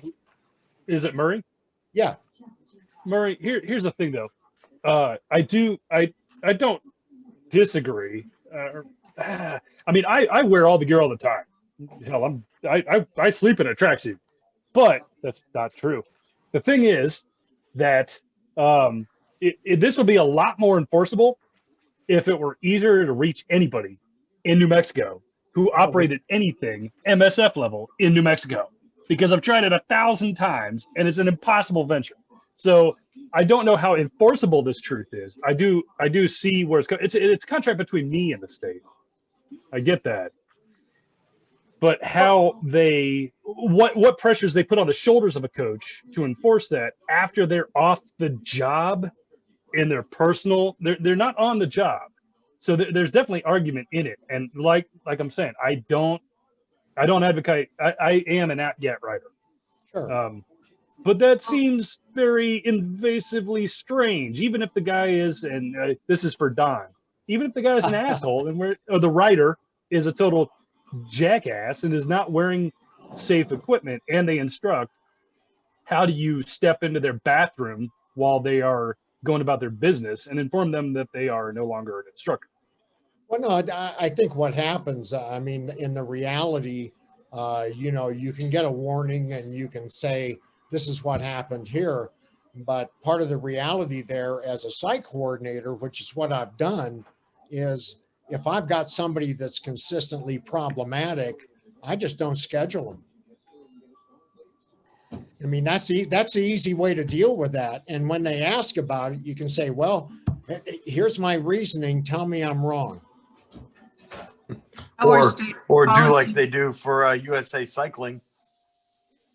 They just don't tell you the answer. They say, I'm sorry, I didn't have room for you. Once they start to damage your business, then you've got total influence over the situation.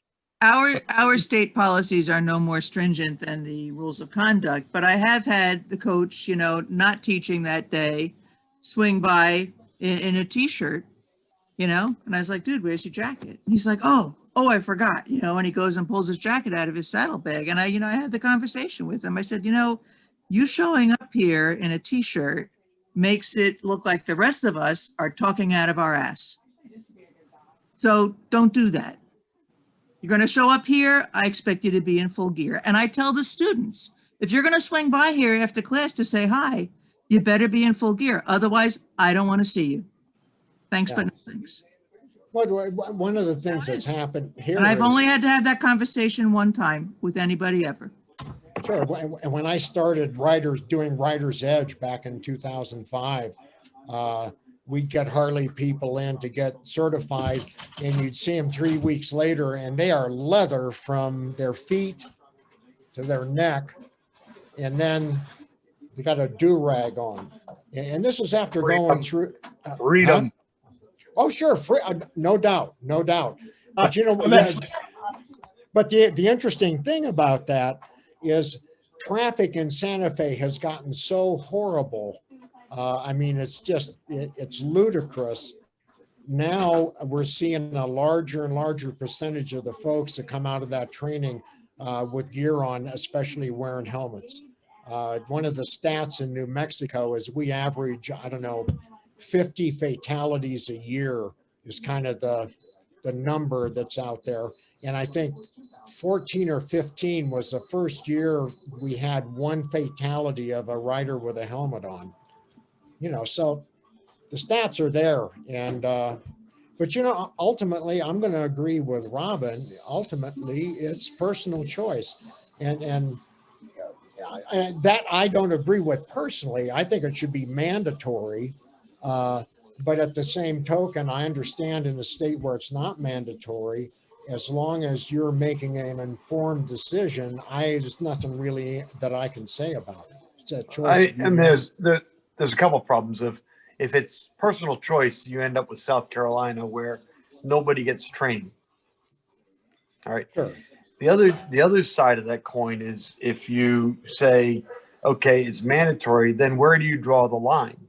I mean, I write articles too for BMW On magazine. So if any of you are BMW guys and you read that and you got your On magazine today that came out. I am not a BMW article guy. I'm not a BMW guy, but you should definitely send me your articles instead of them. Back to the topic. All right. Well, anyway, I did a review because I've been wearing for about 3 years now. I've been wearing an airbag. And Climb came out with the new, it's not new. Climb entered into a venture with InMotion and their airbag system. And so I did the Climb InMotion airbag about 4 or 5 months ago. And so I did a review and a comparison of the two of them. And so where do you draw the line? And my article was all the gear all the time and all the gear and then some. Okay, so hold on, because this is happy hour. We're supposed to have a little bit of fun here. This isn't a regular time talks. No fun. How did you test them, and how fast were you going when you slammed into a wall? My son, I don't know if you can see your it, son.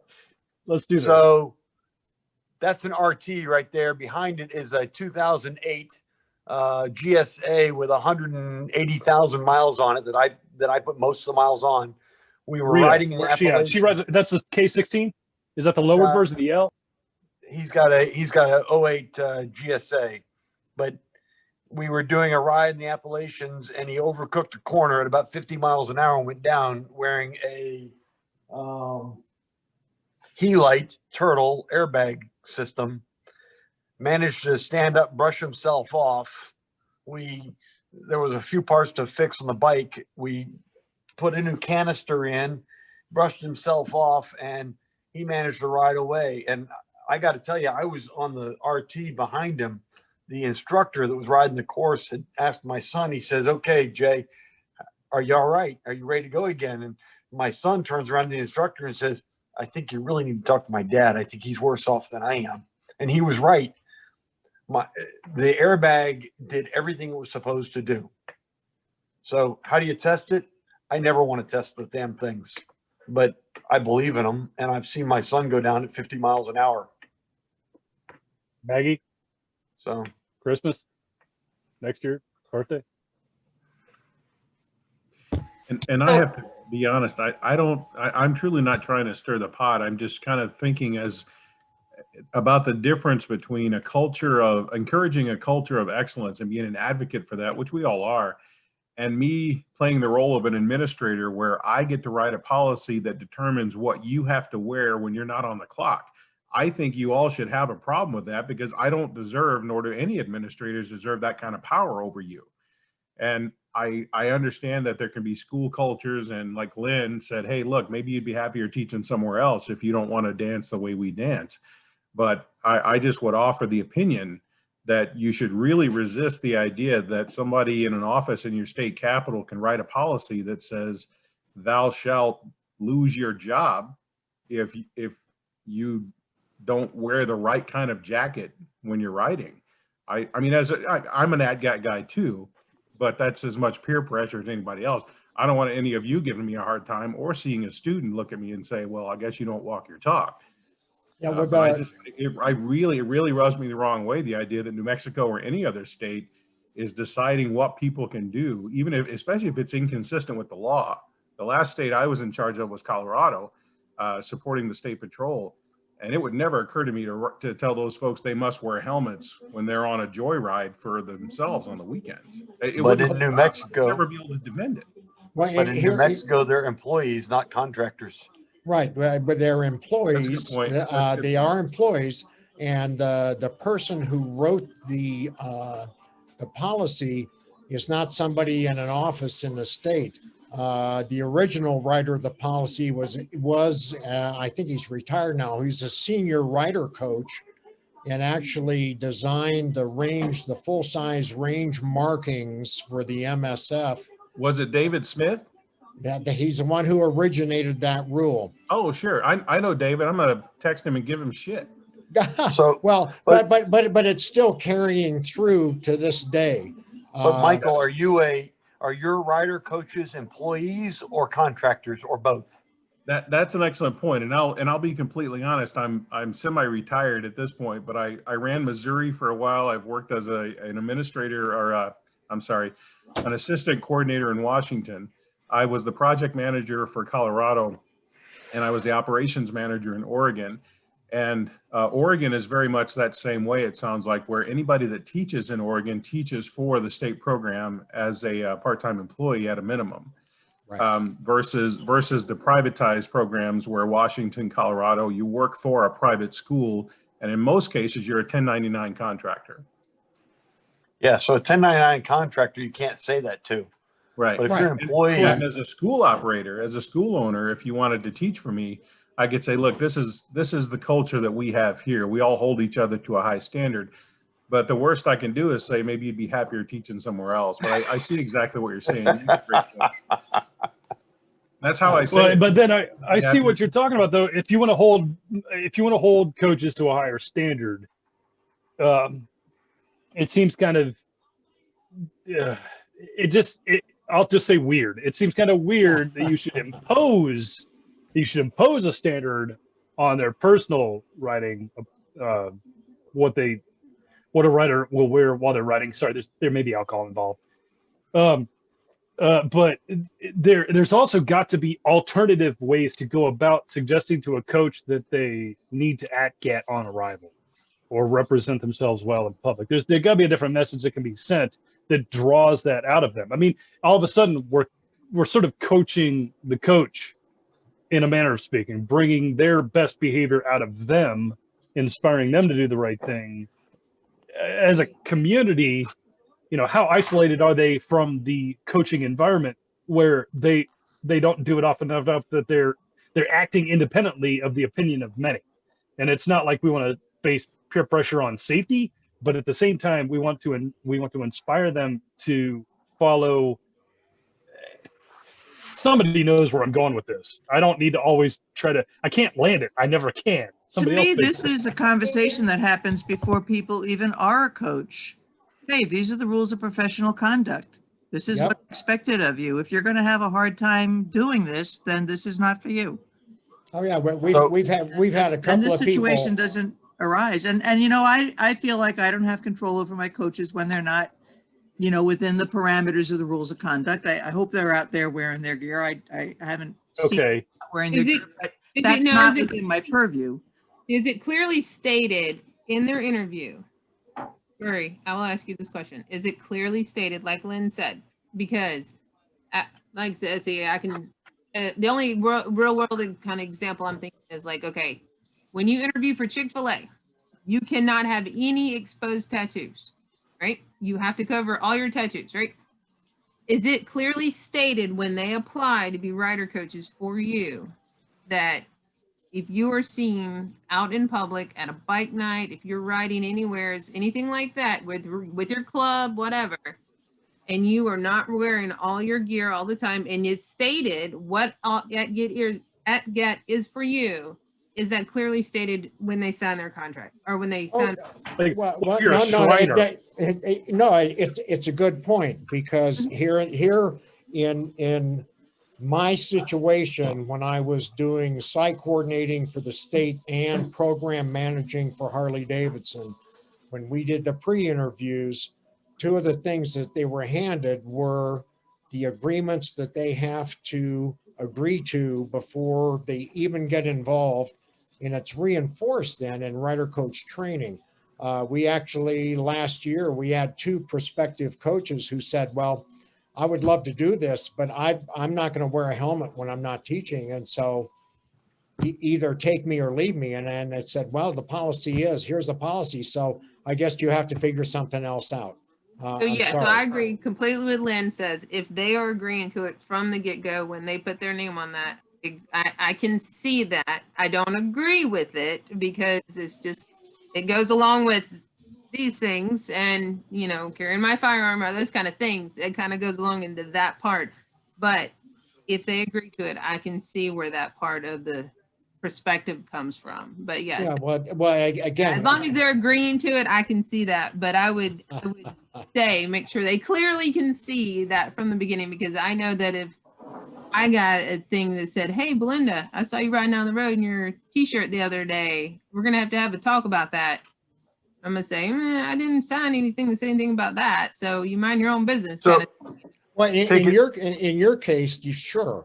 But I mean, you bring up a good case. Don't even get me started on masks. Yeah, and that's why I said I just wanted to make sure they understand that, and that's where like I said, I'm all about perspectives and seeing both sides of the story, or excuse me, all three. You know, their story, my story, and the truth. But you know, all that fun stuff. But I just wanted to make sure, and because I totally on with Michael. Like I agree with Michael. I'm like, if I'm at a 1099. And you know, I'm a whole different thing. Yeah. Well, that's my lot of point it about counts to 1099. the rock paper scissors. So I was going to say that dang it, you're up, James. So, you know, the MSF thing that you sign that says, hey, you have to agree on these things. One of the things in there, and I had a hard time with this one, was about the alcohol. And it says, so we get a little bit away from the ride and drive free of alcohol and drugs that cause impairment. And so the guy that was teaching me, his comment was, that means that you don't go to dinner at Outback Steakhouse and have a beer. What do you mean? Ever? Right. He says, if you're the driver, if you're driving, yeah. Yeah, their menu is shit anyhow. His answer is, if you're the driver, if you're driving the car, you don't go to Outback Steakhouse with your family and have a beer with dinner. I don't give a shit if the dinner is going to take you 3 hours, because you just signed something that says you're going to ride and drive free of alcohol and other drugs that cause impairment. And I have a hard time with that. Because while I agreed with that with the motorcycle, for me, the motorcycle was kickstands up, no alcohol. Kickstands down, alcohol was fair game.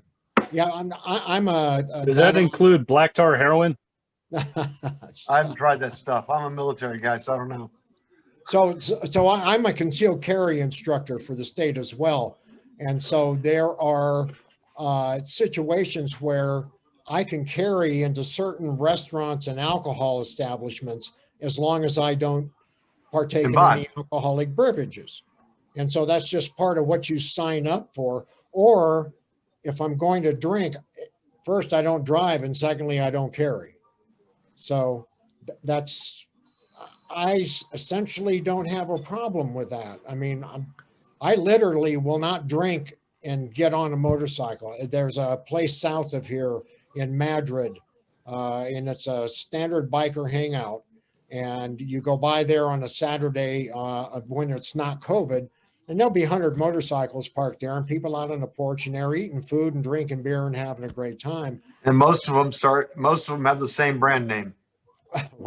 Well, no, there's a difference. Just so you see, I ride a BMW, and I see BMWs there, I see Hondas there, I see Harleys there.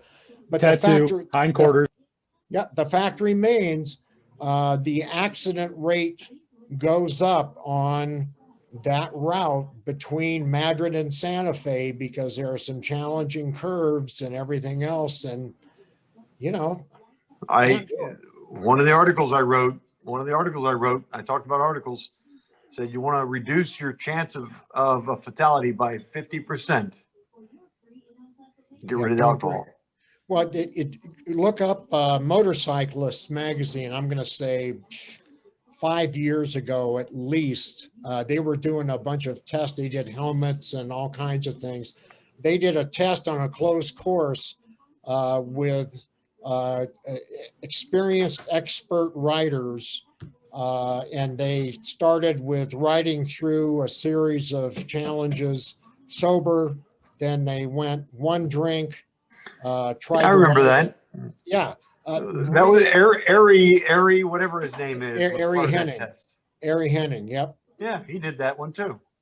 So there's lots of stats out there about how that stuff works. So yeah. I'm with you.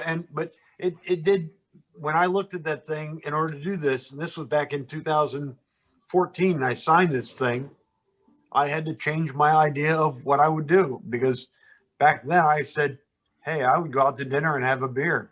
I mean, I spent years in Germany where you go to lunch and have a beer. So I don't know, maybe I'm a Boy Scout, but it's talk the talk and walk the walk. Set the example.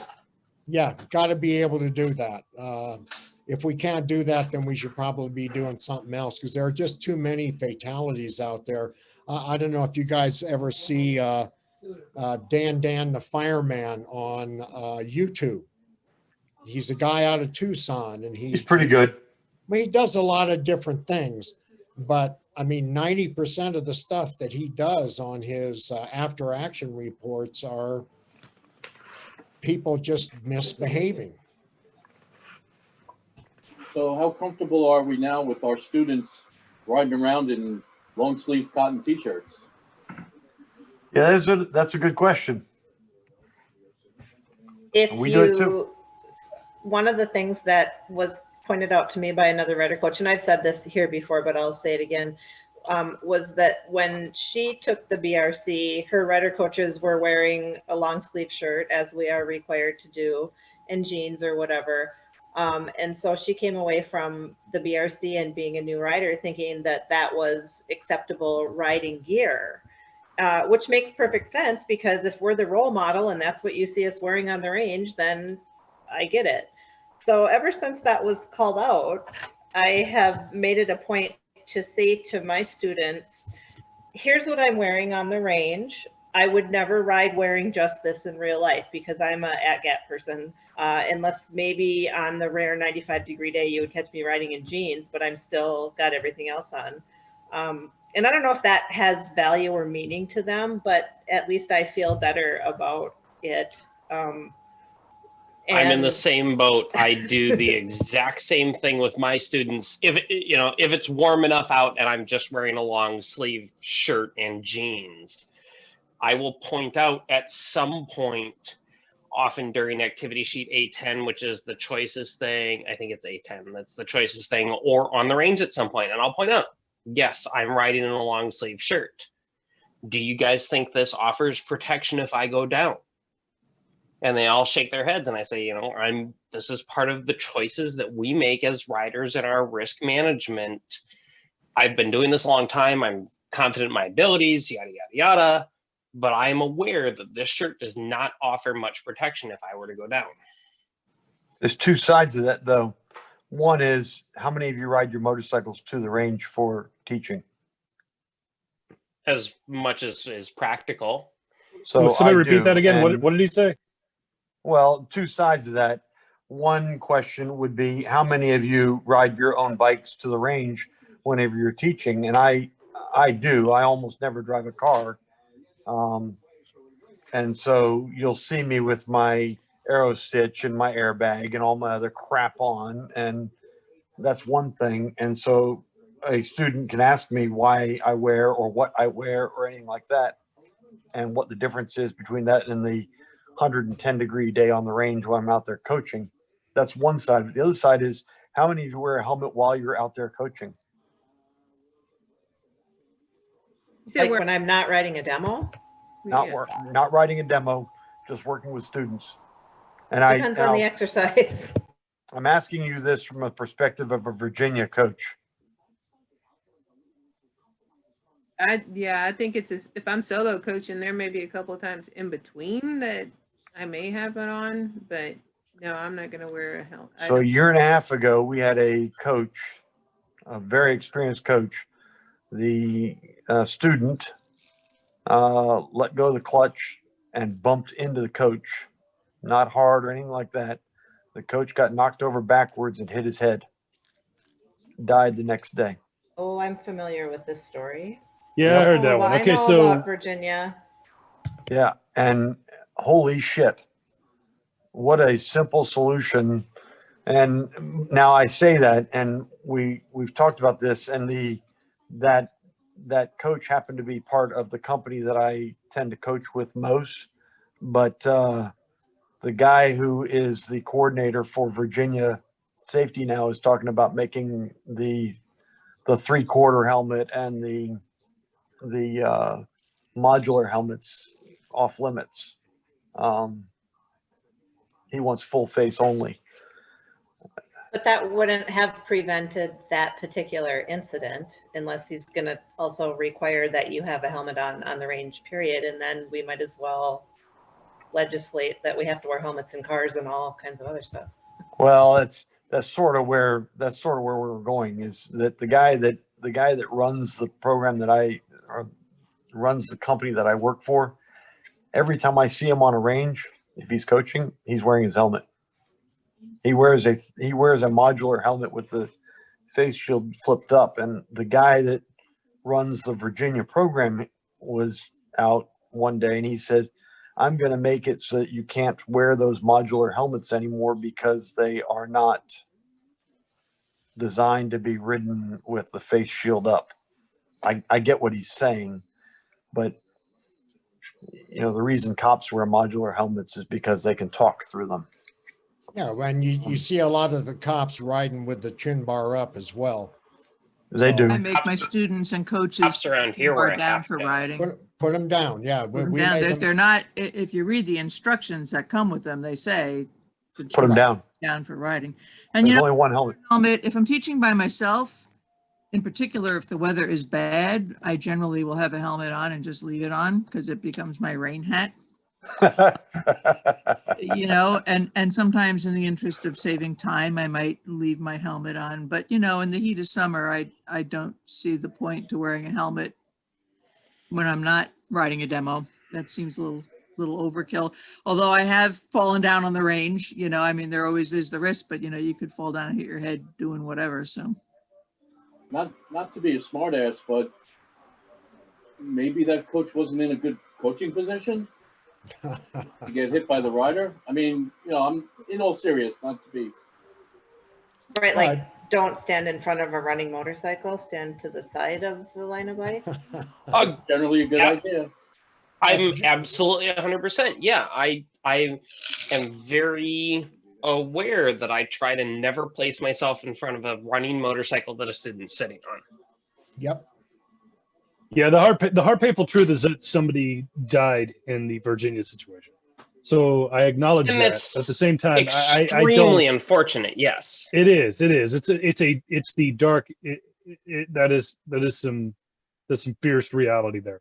So, but I don't wear a helmet while I'm coaching because I don't put myself in harm's way, and it's not judgment.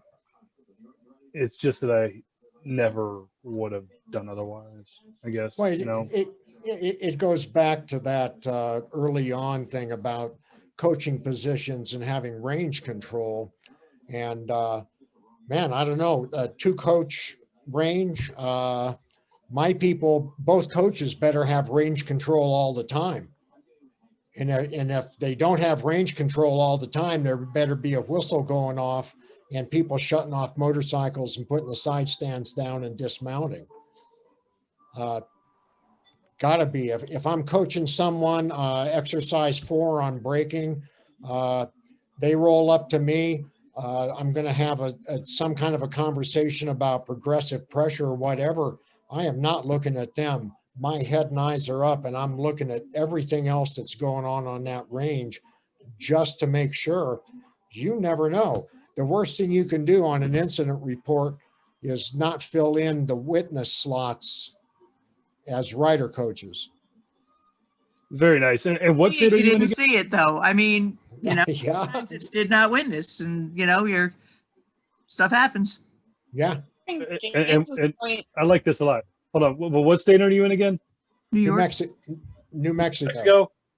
And who do I contact to explore this information a little bit further? What's that? Actually, Dan Orchowski is his name. Yeah, I've reached. He's reached out back. That guy's relaxed. That guy's cool. Oh yeah, no, he's a rider coach trainer, and hey, I'll tell you what. I'm down here in Elephant Butte for a month, maybe a month and a half.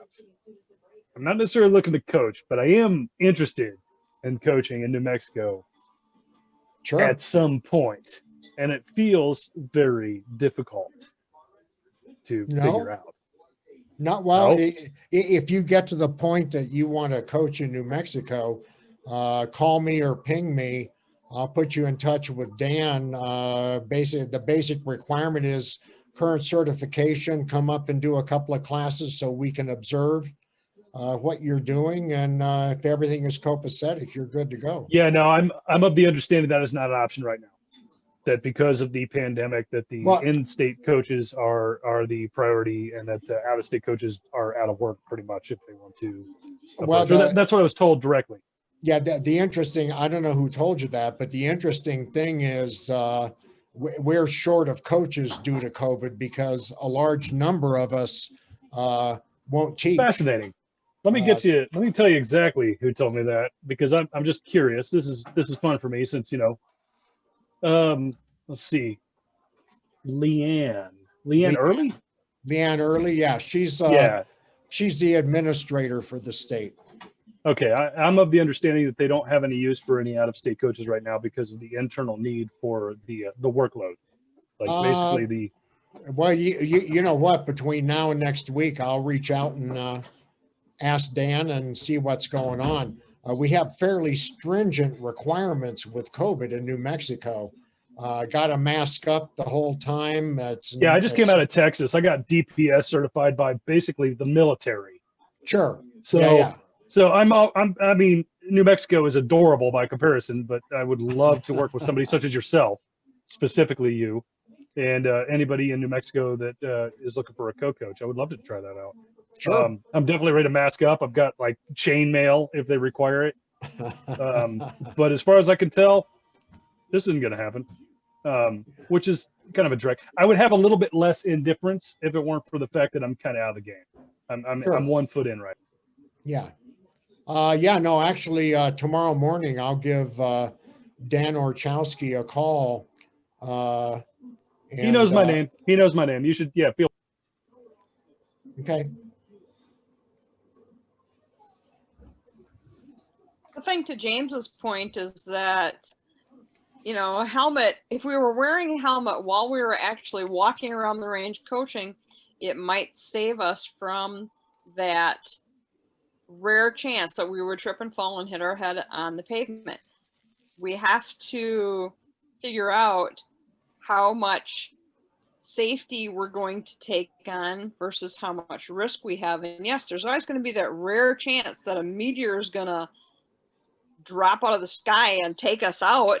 And well, what could we do to save ourselves from that thing happening? We have to, as we tell our students, we have to determine how much we're going to protect ourselves versus how much risk we're taking, and figure out that happy balance in order to have an enjoyable life without wrapping ourselves in bubble wrap and staying in our houses. And heck, even if we stay in our houses, there's risk to that, because then we're gonna not get the exercise that's necessary and not get the fresh air, and we're still gonna die anyway. So we have to balance it all out.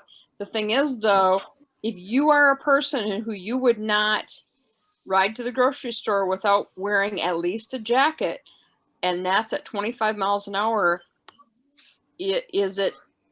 someone else pointed out, you know, Matt Berry pointed out, explaining to the students, here's the rationale that I'm using for why I'm wearing the gear I do on the range. Here's the risk I'm balancing out, and helping them understand the rationale behind your decision. One of Matt Berry's co-RiderCoach candidates when he went through prep, well, okay, she was my daughter, called me and said, hey, Mom, listen, I'm kind of in a spot here with my RiderCoach trainer, which I guess isn't where you should be with your RiderCoach trainer. My argument is I should be able to wear a short sleeve t-shirt while I'm coaching the students, because there's no way in hell I would ride a demo without putting on a jacket first, because I wouldn't ride to the grocery store without a jacket on. My trainer is saying that I should be wearing a long sleeve shirt on the range because I need to be ready to ride a demo. Well, I'm not going to ride a demo in just my long sleeve shirt. Am I in the wrong here? Am I looking at this wrong because I won't wear a long sleeve shirt while I'm coaching? I'm trying to be comfortable. So it was, so, you know, it's always wonderful when your kids teach you something, because I realized she had a good argument. And I think she has a spectacular argument. I think part of the reason for the long sleeve requirement during our RCP was a perceived professionalism, but I'm not sure. Yeah. So are you all saying that in Wisconsin, you can't do what your daughter was asking about, Rita? Like, that's just not allowed? No, we can do that. Okay. Yeah, and Just it may not have in been prep. perspective.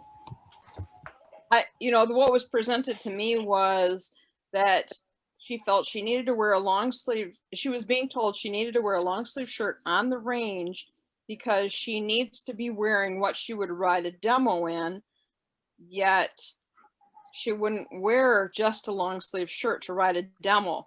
But that's her perspective of the situation. I think what I'm hearing from Matt is the situation may have been more of the short sleeve shirt that she was wearing. Is that what I'm hearing, Matt? No, not at all what she was wearing. I think it's a combination of an interaction of factors.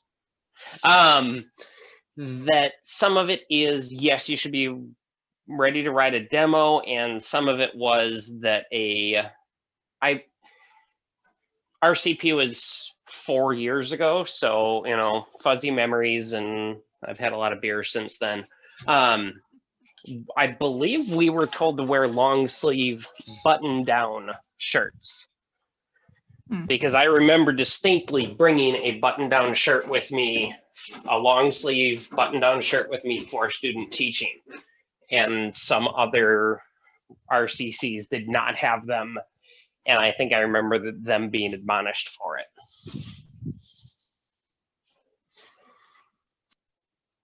Yeah, so you never know. It's always a matter of perspective of the person with whom you're talking at the moment. But it did give me pause, and I love when my child teaches me things that it gave me some time to think about.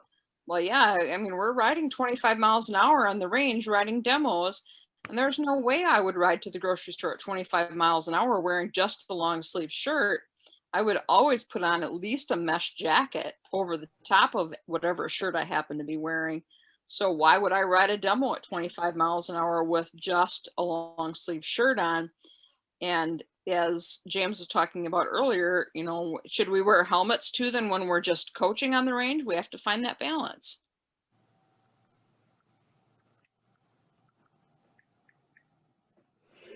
In my case, I would say it depends on the class. I tend to either wear a modular that I can move up and down, or I'll wear a 3/4 if it's really hot outside.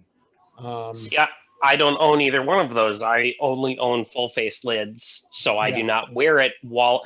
The only exception is like someone mentioned, quick transitions, or especially during evals. If I'm coaching solo and it's cold and or raining, then I just leave my helmet on during evals. But aside from that, I pull it off between every exit or every demo.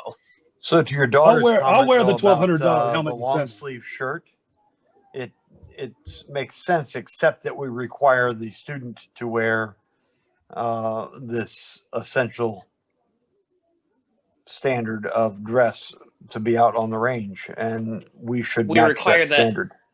But we require that when they're on the motorcycle. I'll let my students take their breaks and stand around and listen to instructions in a short sleeve shirt, but you got to put on your jacket before you get back on the bike. That's fair. Yeah. Yeah, I'd say in most cases here, I'm just been thinking about it. I don't recall seeing a rider coach on the range in a short sleeve shirt. That's because most of us realize sun cancer. You know, I mean, we're out there all day long in the sun, rain, whatever, but we're still being soaked up by some UV rays. And I'm not. People do that here. Yeah, well, I mean, I'm going to wear long sleeve only because of the, you know, like I'm sun protected. I've had way too many sunburns for that, you know, but I Same agree. here. I'll, you know, t-shirts. I mean, but I promise you, as soon as the classroom time's coming, that long sleeve that t-shirt's coming on, you know. But the only reason, I mean, they said I'm one of those that you have your long sleeve when you get on that jacket and you got them boots on when you get on. I mean, when you get on your bike, it's, you know, whatever you want to do. If you want to have sunscreen, wear sunscreen. But I just find it more comfortable, even in the hot summer, to have the cool gear and to, you know, have my skin covered up.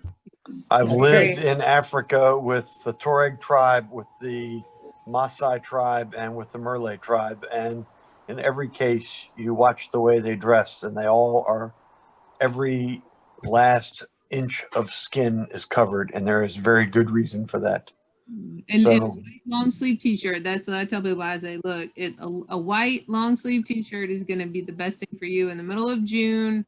You're in Alabama, you know, a pair of blue jeans, and look, that's gonna at least save you some time going to the dermatologist later, but it's also going to keep that off. You don't come here dressed in your all black leather and your black jeans and your everything in the middle of June, because I know you're not going to be taking this serious, so don't don't do it. But yeah, so long sleeve white shirt, best thing ever.